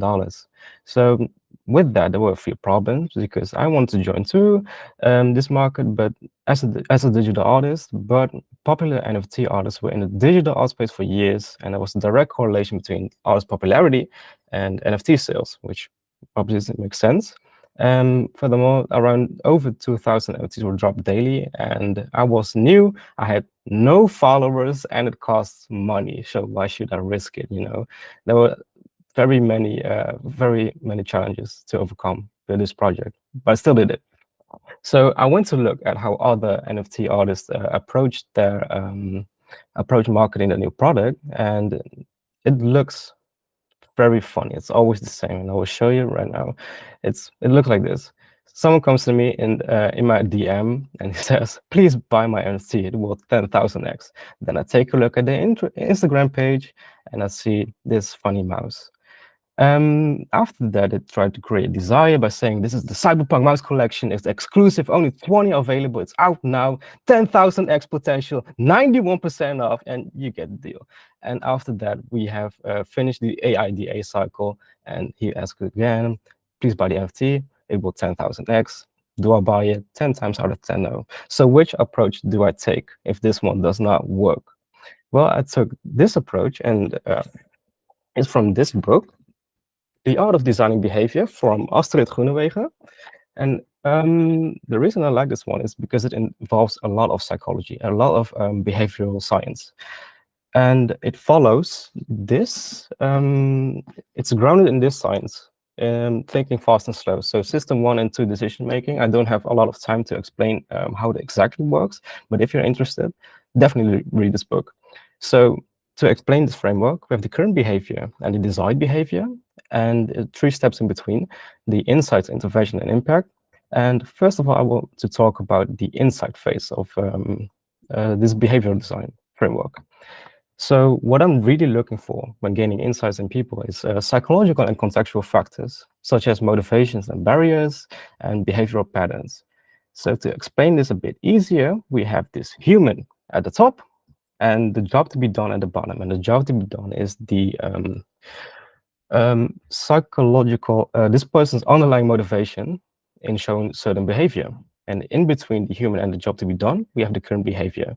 So for example, the human is going to the gym because he is He's going to get married, and he wants to look fit, healthy, and confident during his wedding, and wants to look good in the wedding pictures. So obviously, he's going to the gym. But how do we move him from gym A to gym B, for example, which is our desired behavior? Well, there are two motivators, and those are the pains and gains. The first of all is the pains, and those are all the hindrances that interfere with getting your job to be done good enough. It's all the things that are not working for you right now. And if we're talking about pains, we are talking about the current behavior. And the gains is how the desired behavior would help someone progress by better reaching the job to be done. And if we're talking about gains, we're talking about the desired behavior. If you go down from there, we have the anxieties, and those are all the obstacles that need to be removed from before behavior can happen. And next to the anxieties, we have the comforts, and comforts are very extremely hard to overcome because they are habitual. Comforts are all the gains we experience due to sticking to our old behavior. And if you want to change habits, it's very hard. I wouldn't recommend it per se, but you could read this book, Atomic Habits, by James Clear. He explains how habits work and how you can change them very well. So how do I do it? How do I motivate people to buy my product as a very new NFT artist, comparatively to, for example, Beeple? You know, how did I do that? Well, I was talking to 6 NFT traders, and these are just conversations. These are not questionnaires. I just talked to these people, and this is what I noticed: the pains, gains, anxieties, and comforts. Well, I noticed too that I didn't really have control over everything, so I just highlighted the ones that are relevant to me. And beyond the pains, gains, anxieties, and comforts, I also noticed something else, and that is that these people that I've interviewed quit school because they don't believe it helps them achieve early retirement. They joined a NFT community to meet new like-minded people, and they invest in NFTs and crypto to achieve early retirement, and they find comfort in community feedback. Why this is important to me is because of this reason. To meet new and like-minded people sounds to me like to meet new friends. And I asked them, did you make new friends? And they said yes. And now it makes a lot more sense, because imagine you're in your 20s, you left school because you don't believe it works for you. You try to find another way to make money because you don't want this 9-to-5 life. You try crypto and NFT. And now I understand why they choose NFTs to begin with, to make money. Well, also to feel related to each other. This is the self-determination theory, and it's about autonomy, competence, and relatedness, and how it can intrinsically motivate someone in decision-making. Also, can really talk a lot about that, but if you're interested, read this book and this book. Really amazing information right there. So right now I have 2 opportunities. And these people connected with people in the NFT community, and there's comfort in buying social proof NFTs. So how might I gain social proof from the NFT community to gain the trust and comfort to assist with buying behavior? Well, I needed to get reposted by one of the big boys. And by the big boys, I mean the big Instagram accounts from big NFT corporations. So that's exactly what I tried to do. And if you're interested in the concept of shareability, you read this book from Brendan Kane, 1 Million Followers. Well, now we are coming to the intervention phase. And because of the insight phase, I have so many restrictions that it allows me to better cater my products to these kinds of people. So this is what I created. These are all the NFTs that I made, and 3 of these went extremely viral. And the way I designed these are all made in Marvelous Designer. The garments are handmade and rendered in Blender. So this was pre-AI era. I made this all myself in Blender.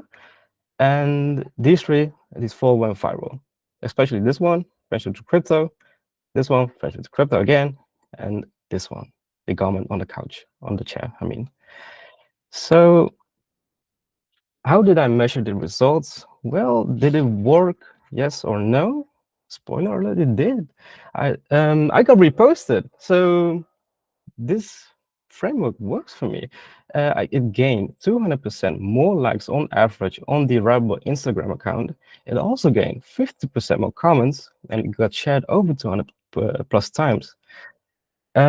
Furthermore, I tried reading the comments of this, and yes, it really works. I got so many positive feedback from it. If you can read it, I'll just say some aloud. And I'm literally connecting with a whole new network of friends. It's real. We have nothing. We found nothing but friends in this community. Rebels parents. You can read yourself. I got again so much feedback, so much love, and also some negative feedback, because you can make some fans without making enemies, of course. And as you can see, this woman doesn't like crypto. She lost some money from it. So definitely not a friend. She definitely did not buy my NFT. So that was it. Feel free to ask questions in my LinkedIn and Instagram. Yeah, I'm really interested in any behavioral science problems that needs to be solved. So thank you all for listening. And good luck to Jana Reske, that's next to me. Nice, Daryl. That was really insightful. So I think I will watch this back even, because I saw I have to buy a lot of books. So I will definitely do that. Thanks a lot.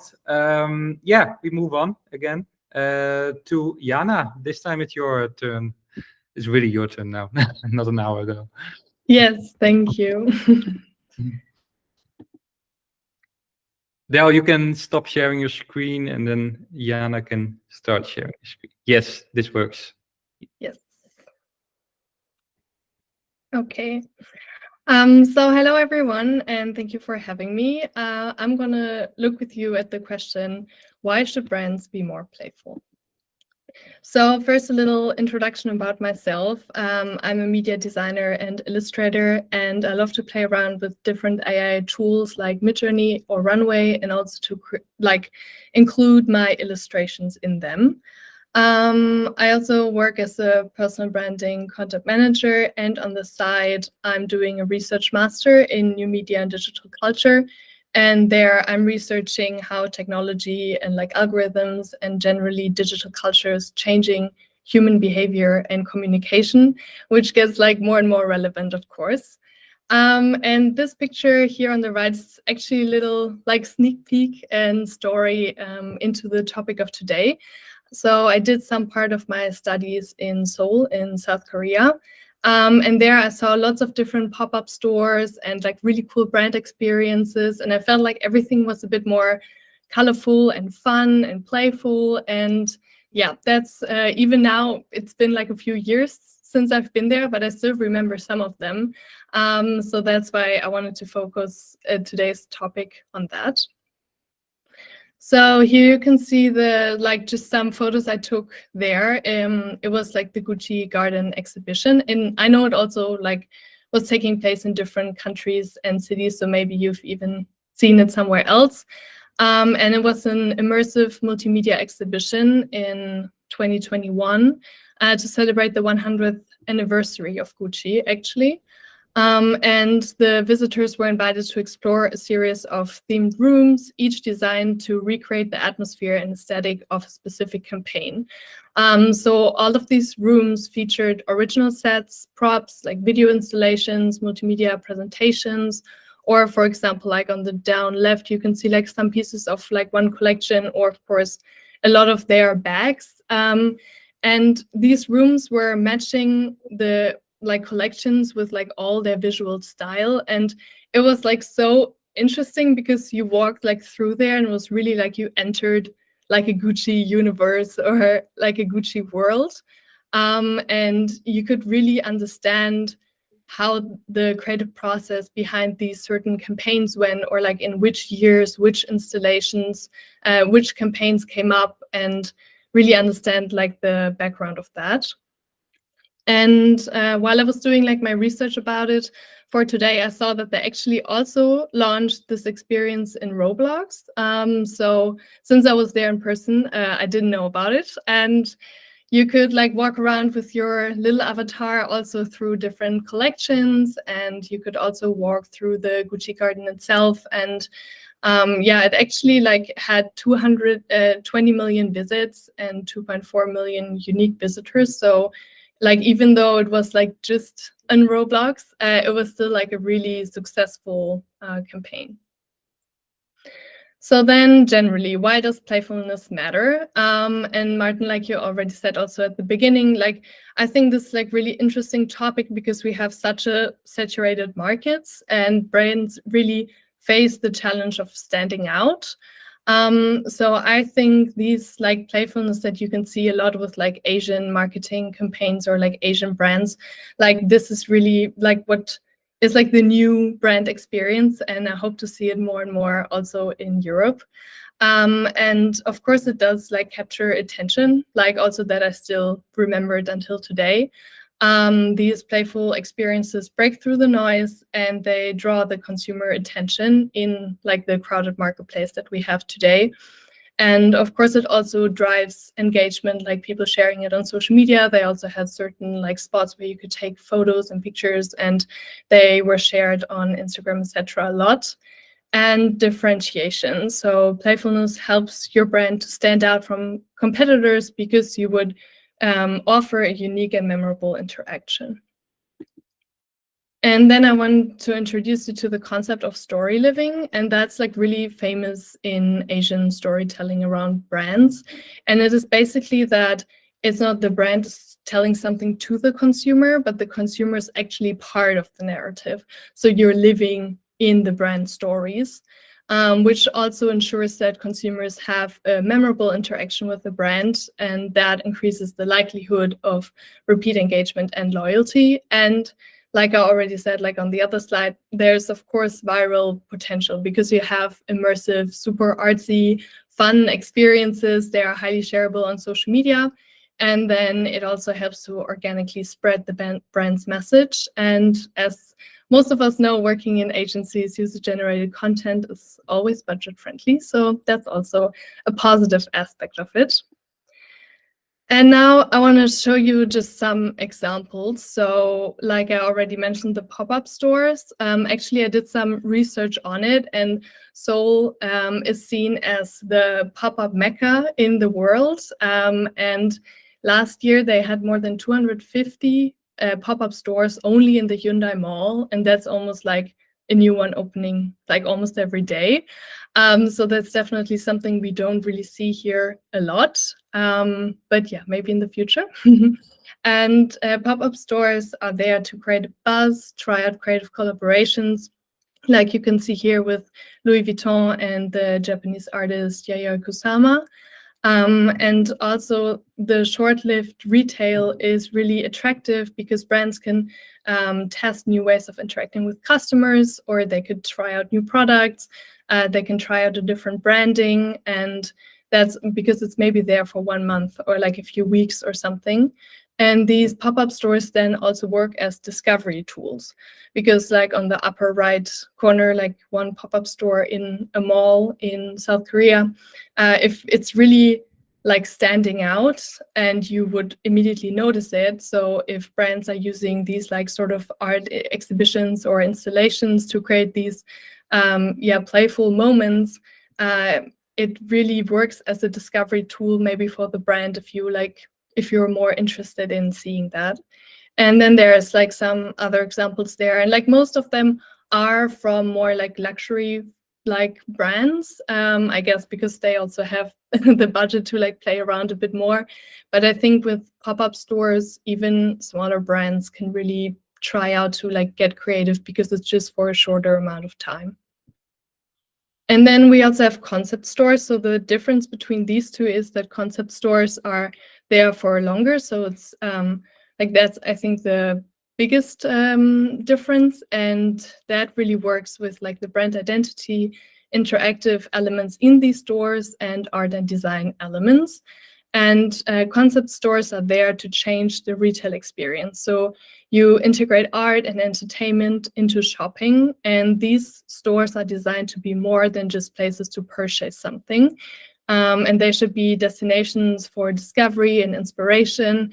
Like I also put different examples here, like this bakery in Seoul, for example, has a lot of like huge things shaped in like baked goods, and you can even push like weights that have the shape of some baked goods. And then at the bottom is like a Lego botanical cafe. So like after all the Lego flowers got so many like impressions online, and they got so famous, their flower Lego collections, they opened this cafe in China, and then you can actually just sit down in this botanical cafe, but then all the flowers and like everything there is made out of Lego. Like I saw that even the cups were made out of Lego.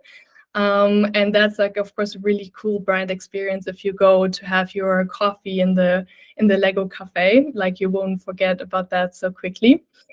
And that again also works then with the social media reach, because if you have a visually appealing setup, they are perfect for social media sharing. And then you extend the brand's reach and visibility, and you also create these memorable experiences.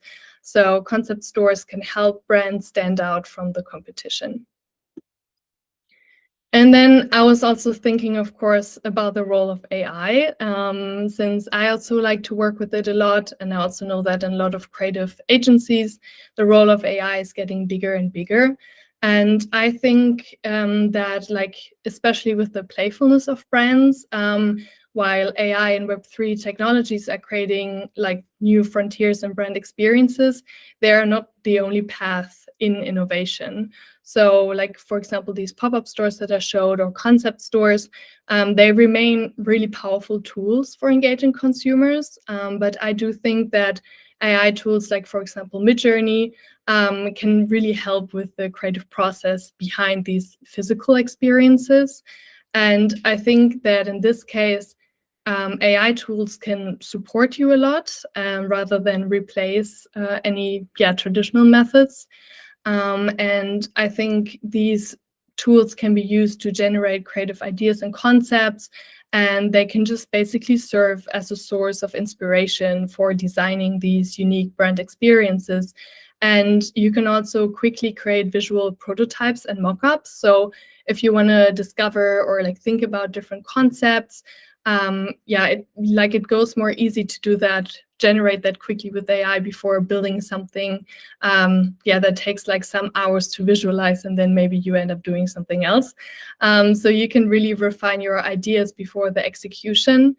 And I think by leveraging AI for this ideation process, brands can push the boundaries of their creativity, and you can come up with really cool, engaging concepts that you can then implement in physical spaces. So I just tried this out myself, like going back to the Gucci garden from the beginning in Seoul. So I asked, like, this was not my exact prompt, but I asked Midjourney to imagine a Gucci garden pop-up store in a mall that should present their bags. And these are some of the outcomes. So because the brand experience I've been in, it was like really big, of course, not only a small pop-up store in a mall, but Midjourney is giving some ideas like little garden houses and little jungle vibes. And I think, if you want to like be in this like ideation process, you can take some of the ideas from here and then further refine them with Midjourney. And I think by that, using AI and like really knowing what your brand is and who you are as a brand, what's your personality, and then you can use this ideation phase to really create playful and cool experiences to make your brand stand out, and also to have memorable experiences with your consumers. So thank you for listening. And if you want to connect with me on LinkedIn and reach out, feel free to do so. And I'm really happy I could be here today. Thanks a lot, Jana. That was really nice, and really nice to see everything together in one presentation, all those examples. I love them all. I just went to Tokyo and Japan, and I saw also lots of these kind of collaborations between brands. So I have to say, I really admire that, what they do there in Asia. But we have to go on because we are running out of time, and I have to give the word to Irai, or Irai, if I pronounce it wrong. Yeah. Do you hear me and see my screen? Yes. Yeah. Okay. Perfect. All right. Well, Martin, thank you first and foremost for creating this whole concept. I think it's really cool what you're doing, and we need much more like-minded individuals like you in the world. But just to start off immediately, my name is Irai Hamuli, and today I'll be discussing why branding is your business's superpower.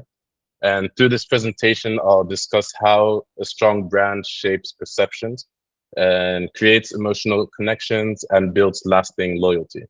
And so through this, we'll just make sure that at the end of this presentation, you know what to do, you know what you need as well. Um, ba, ba, ba. So first, a bit of background on me. I'm originally from Congo, but grew up here in the Netherlands. I'm 25 years old and yeah, grew up in the Netherlands. Personally love presenting and being creative. I consider myself a content creator as well. And within the past, I've had quite some different roles within social media and just being creative in general. So initially, I started my career as a social media manager for Big People Music, which was an artist management and events management company in Manchester. And then after that, I was the connector at the social hub Rotterdam, where my role encapsulated quite a lot of different things. So I was an events manager, community manager. I was the face of the community. We also was pretty much also a partnership manager. And tomorrow is actually my first day in my new role as the social media manager at at Kraft Heinz. But you guys didn't come here for me. You came here to learn about branding. So first and foremost, before I get into it completely, we first should just set up some definitions. So at its what is branding really? Like branding is more than just a logo or a catchy tagline. And it's about the promise that you as your brand or your organization makes to your customer. So who you serve, how you make them feel, and what's unique about how you do it. So this promise is, this actually becomes your superpower then. And a strong brand shapes how people see you, and it creates an emotional connection, which is actually quite vital in today's competitive market. Then branding is about shaping how people see your business. So it's about matching what you want people to think with what they actually do think. So this involves really creating the emotional and psychological connection through consistent messages, memorable experiences, and a clear brand promise. And in the end, your brand defines who you are, and it sets you apart from your competitors. And it also helps to build loyalty and trust between you and your consumer. To just share some examples, like Apple, for example, we know that there's kind of a running joke within the tech community in regards to Apple and always being late with their latest functions. But at the end of the day, because Apple's branding is so strong, we don't mind waiting 5 years for a swipe keyboard or a better camera, or let's say Apple Pay, for example.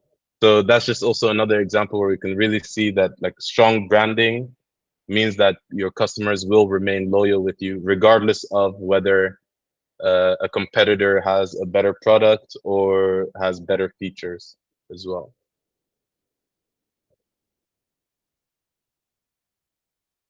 So think of branding and marketing as superheroes and their gadgets. So your branding is actually the promise that you provide your consumer. And marketing, on the other hand, is how you spread that promise to the world. Without a clear brand, your marketing is pretty much just like shooting arrows in the dark. And understanding the difference between branding and marketing is actually the key to building a successful brand. So nowadays, having a very pretty website or nice text on your socials doesn't necessarily mean that you have a good brand, because everyone can make a pretty website. So you just always have to make sure that you can create a brand strategy that helps you create and kind of evoke that emotional feeling that you want your consumers to have towards you as a brand in general.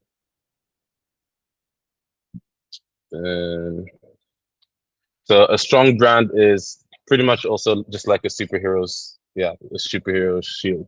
So it builds trust and credibility, it builds brand recognition, and it also at times lets you charge higher prices.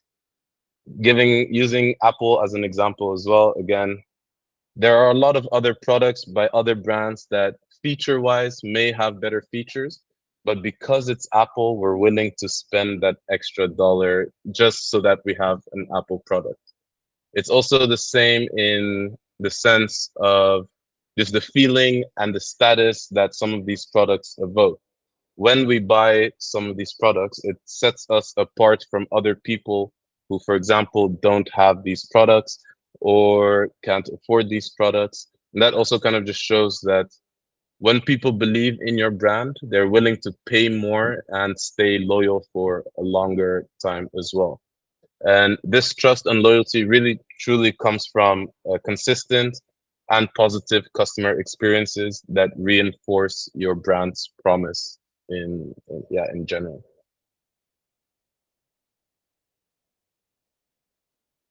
So let me see. Yeah. So Seth Godin, if you don't know who Seth Godin is, he's quite a big person in the marketing space in general.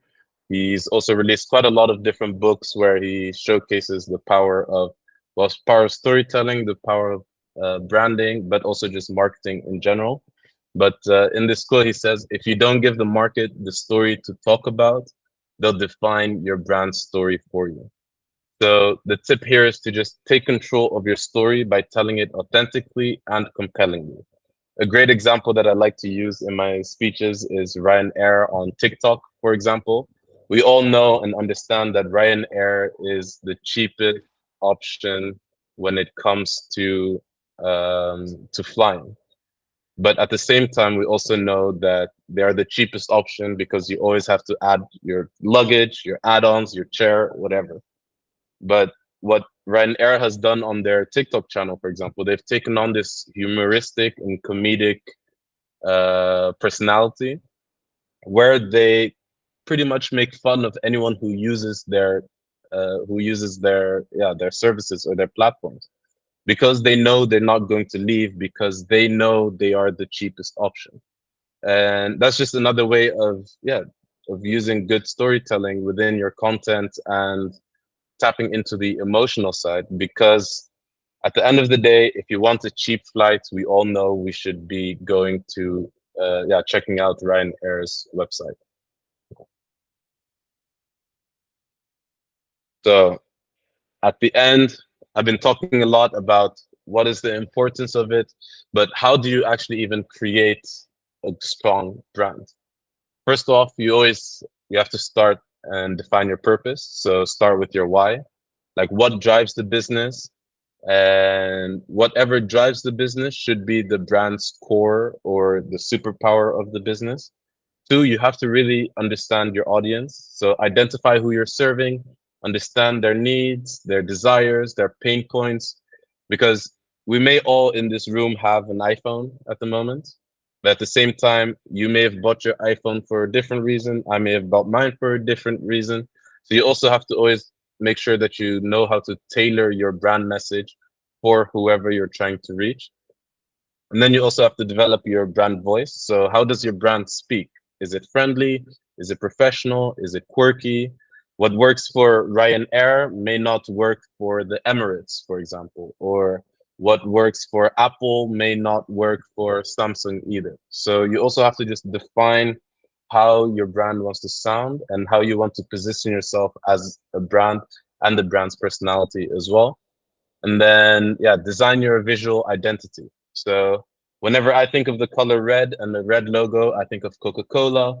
If it's blue, it's Samsung or Facebook. So make sure that you create a visual identity that fits with your brand and that just visually represents your brand. So whether it's the logo, the color scheme, the design elements, your copy, Just make sure that visually people can resonate with the brand, but then also make sure that they can always identify and recognize your brand amongst a lot of different brands.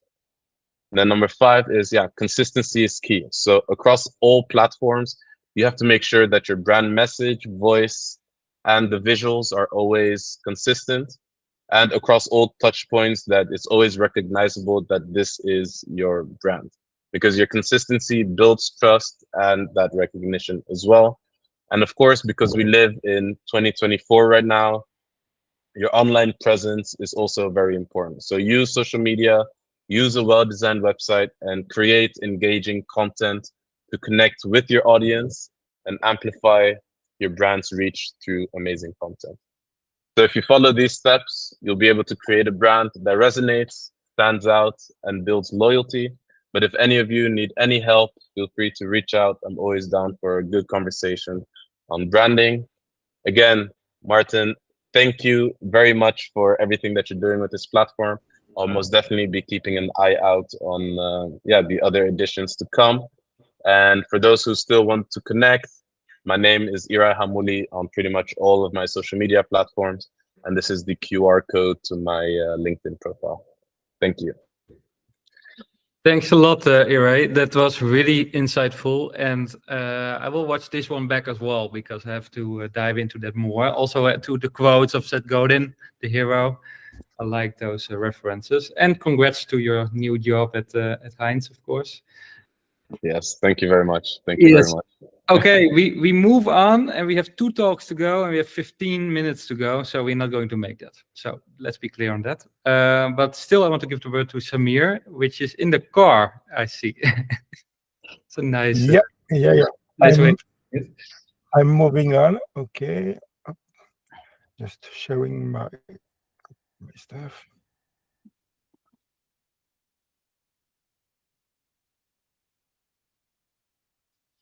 Okay.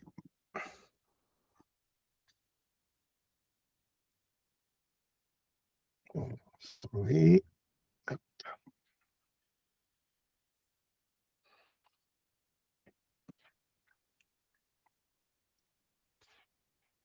So, hi. Thank you, Martin. Hi, everyone. So, my name is Samir.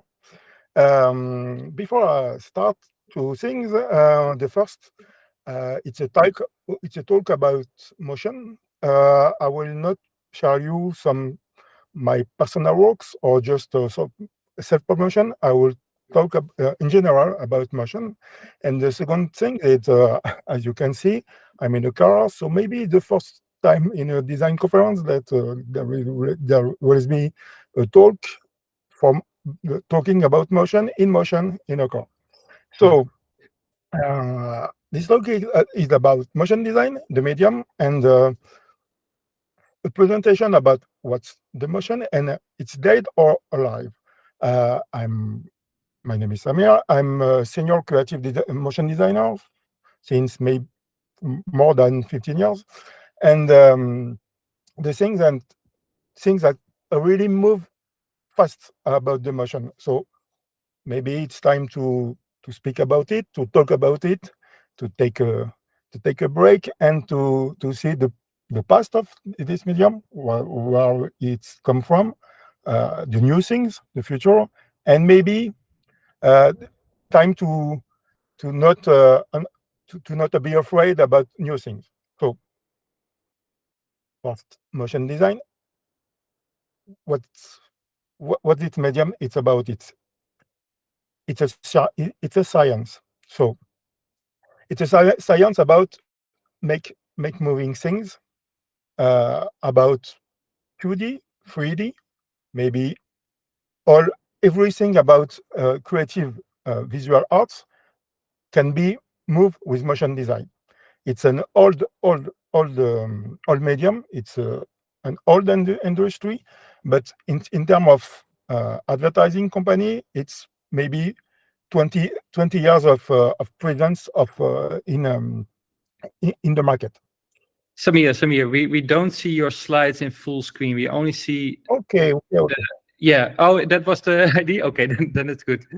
Just so you know. Now now we see the second It is slide. good now? Okay. Yeah, now we see the fourth maybe. slide. See, yeah, but as soon as you click play, we don't see it anymore. It's not fully, yeah?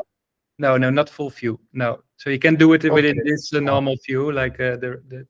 Okay. I will do it here. Yeah, it's okay. It's not really a problem. Yeah. So motion design, it's really everywhere. It's all over the place.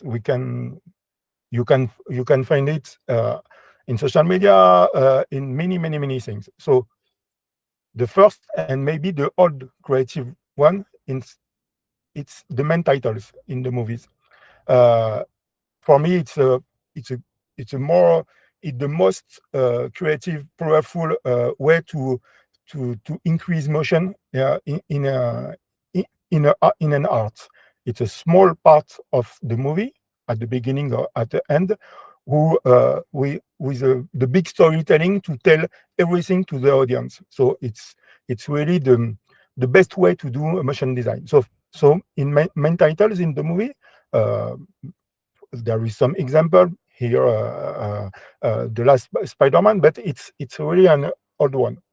For the beginning, on the cinema, there is some old motion, as you can say, motion creative direction in the movies. In advertising, for example, there is many things to make move things, maybe the product itself, but just to dynamize the campaigns. There is an example. It's all a classic way to present an explainer. I can't show you in motion, but you can imagine it moving. The typography, it's a big part of motion design for the audience to make see the audience some words in motion, to dynamize the reading, and to make the powerful of just the story in motion. The movies inside the movies, it's not the main titles, but for a small documentary to a big Marvel movie, there is always motion inside the movie. Maybe for some science UE or UX panel, or just an infographic for example, a Netflix documentary. There is many motion things inside the movies. The abstract concepts, it's always really beautiful and sometimes abstract and sometimes just visual arts. Video games, it's an extension. It's not the main part of the motion design industry, but the animation, for example, of a character, of a level design, is the same techniques for a motion designer or a video game artist. It's the same. Sometimes it's really the same art. Recently, there is many UE and UX UE design with motion inside the apps, inside the panels, for the social media. It's really a big part of the new industry of motion design. It's a new extension. It's really interesting to make an UX or a UX designer to become a UX motion designer. For example, in Figma, the new Figma extension about motion, it's really powerful, and there is a new way to be a motion designer with a big background in UX design. So it's really interesting to see this part of motion design become really powerful. it's not moving, but you can imagine it, a loading, for example, here for Apple, a loading, it's really a classic way to make motion and to make moving, to make move lights, shapes, text, everything, to make a beautiful loader like that. So motion design, it's everywhere. So what's the problem? The problem, it's not really a problem, it's a rumor. For maybe 2 years, motion design is dead, graphic design is dead, 2D animation is dead. For what the threat, what it this big the big threat, it's AI. So there is many new way to generate things with AI. For example, with Luma, with Midjourney, with the Adobe Firefly, and many new things. Every day there is a new way to generate things. Firstly, it generates text about pictures, and now a video. For example, Sora or Luma or Runway. There is powerful tools to make moving things and to generate movies. So maybe there is a need to make a break, not to listen all of the voice around to who are talking about that and talking about the threat, and okay, you're dead. Your passion is dead. The motion design is dead. The motion designer industry need to be dead and to reinvent herself. It's not for myself and for everyone. I think to be logical in this industry, it's not the right way to explore these things. You need to escape all this negativity and begin to see the thing another way. Be curious. Don't worry. Be curious. You have to know everything about the new things are come here. It's like a cook recipe. You need the ingredients, but you need in French we say the savoir-faire.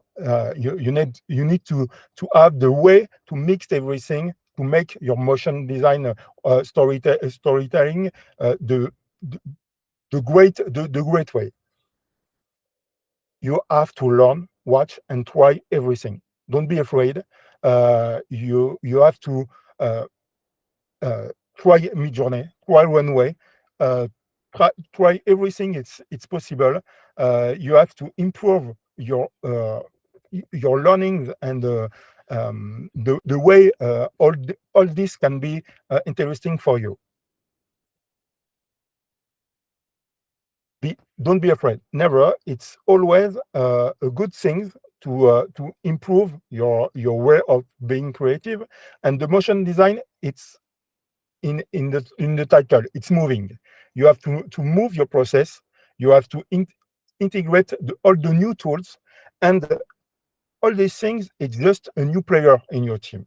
The team of motion designer, it's always be improved by new tools, and all these new tools, like Midjourney, like Firefly, like everything, it's a really a good new player in your team.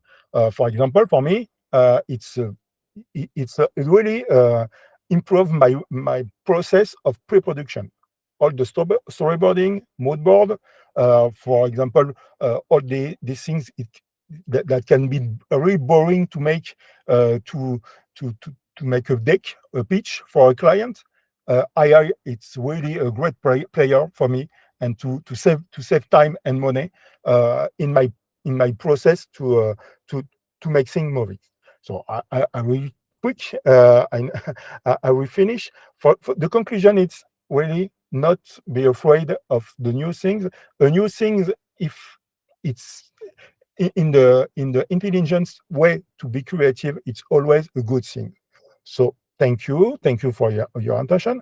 I'm not sharing my Instagram and everything, but if you want, you can go to my website, and I passion the button to Mafalda for the end of the conference. Thanks, Martin. Nice, really nice to see. And I think you're also the first one presenting something about motion without showing motion. So that also credits to them. Yeah. But I of course seen your work, and also seen the work of Les Valseurs. So make sure you check that out on their socials and website. Thanks a lot from the car. Really great. And we're going to the last talk of this event. So we are a bit over time, so like 15 minutes. So sorry about that. But nevertheless, we have a really nice talk closing the event. And that's from Mafalda. It's up to you. Thank you. Let me share my screen.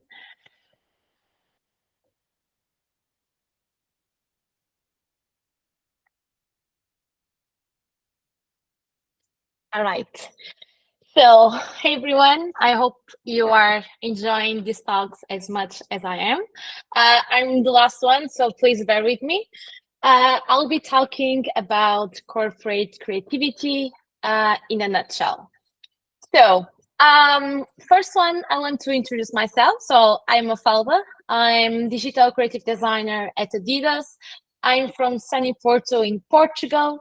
And as my background, I've been working between creative and digital product studios, and also big corporations. For this talk, for today, I'm going to focus on how to be creative in corporate, what are the struggles, what are the challenges, and also a little bit comparing with small studios. So to start, in terms of opportunities, and I think we all know, we are all aware of this, in big corporations, we have more resources, also known as well as money. But there we have bigger budgets, we have more tools, we have more technology, and that can really enhance our creative projects. We also work with a lot of different teams. We work with very specialized teams, which help us a lot, with their valuable inputs for conceptualizing our projects. And last but not least, it's the reach and the impact. So working in big with big brands, it's very fulfilling for us as creatives to feel and see our work out there. However, it's not all roses. So, and with reach also comes backlash. So the bigger the reach, the bigger the risk. And this is something that as creatives, we need to be aware of. So we need to look at little tiny details and try to limit the risk at maximum. However, we're all humans, we all make mistakes. So we just try to not make a lot of them. And this leads me also to the challenge that I face more as a creative in corporate, which is brand limitations. We really work with constructor guidelines, and sometimes it can be hard for a creative to find new ways and innovative ways to do things.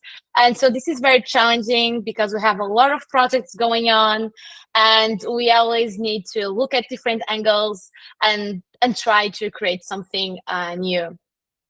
Other thing is hierarchy. So we have a lot of multiple approval layers, not only within the creative team, but also with other departments, with a lot of stakeholders.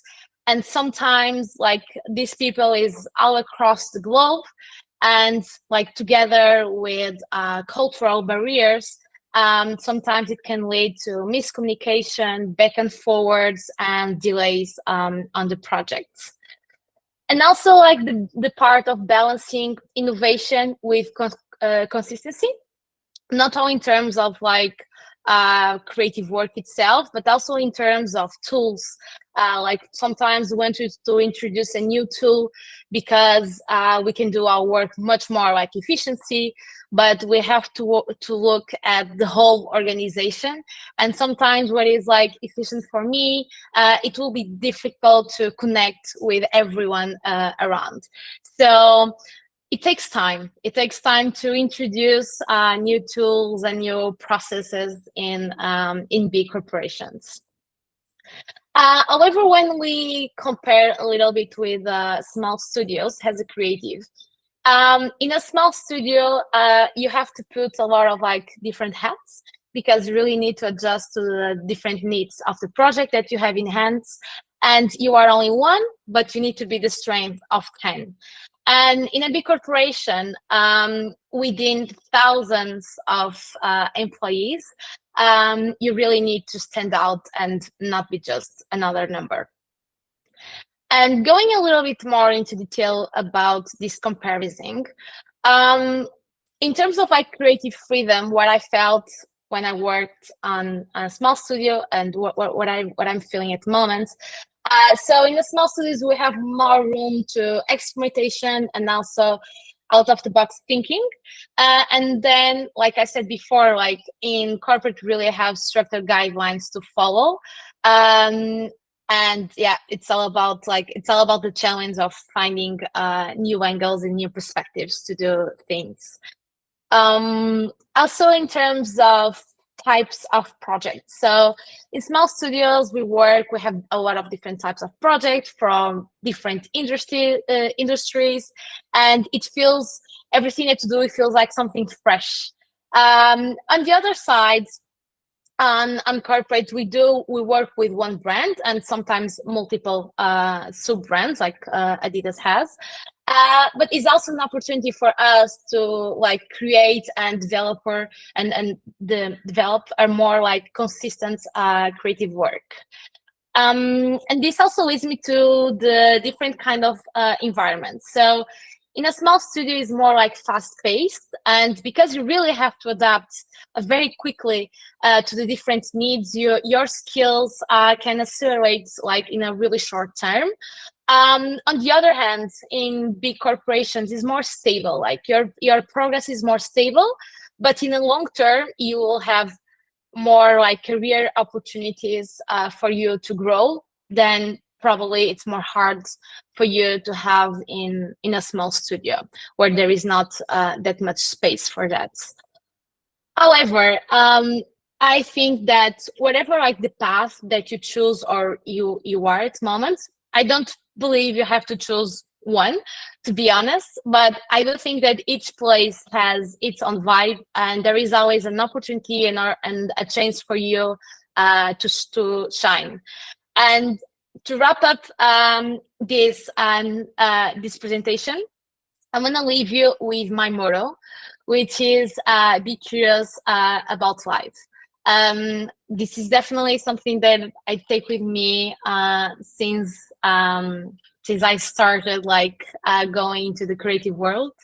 And I truly believe that like if you are curious about life in general, if you always keep this mindset, this is something that really amplify your creativity and also like help you shine in every environment that you are.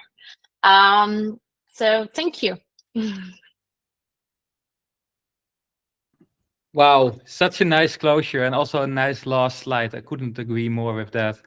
And thanks for pointing out the differences between the corporate and the studio, because I think lots of people are struggling with that and where you want to work or where you want to work with. So thanks for that. It was really nice. And that brings me to the end of this event. And that brings me also to sharing my own screen again to close it off. Yes, this one. Because, of course, I want to thank all the people joining tonight. Not only the people in the audience, of course, via YouTube, but mainly the speakers: Maxwell, Andrea, Xenia, Marco, Nadia, Gabriel, Mike, Surya, Tapan, Daryl, Jana, Irai, Samir, Mafalda, and that was it. I would want to say Speakeasy, but it's the event. So thanks a lot. This was really awesome. And if you have feedback for me or for this event, send me a DM. So feel free to send me a DM on Instagram or on LinkedIn. If you like this event, share it on your socials. If you don't like this event, don't share it on your socials. That wouldn't be good for the next edition. And talking about the next edition, this was, of course, Wednesday, July 31st. And the next edition is Wednesday, August 28th. And I can already promise you that we have a nice lineup of speakers again, more even than tonight. So yeah, it will be even more packed. But I think it's a really nice variety. And I also can say that Maxwell is also a speaker at the second edition, but of course with a different topic. So I think that's a nice teaser. Hope to see you all there. And I want to thank you a lot for joining this first edition. And I will keep this live stream online so you can watch it back always. Yeah, again, let me know what you think of it via my socials.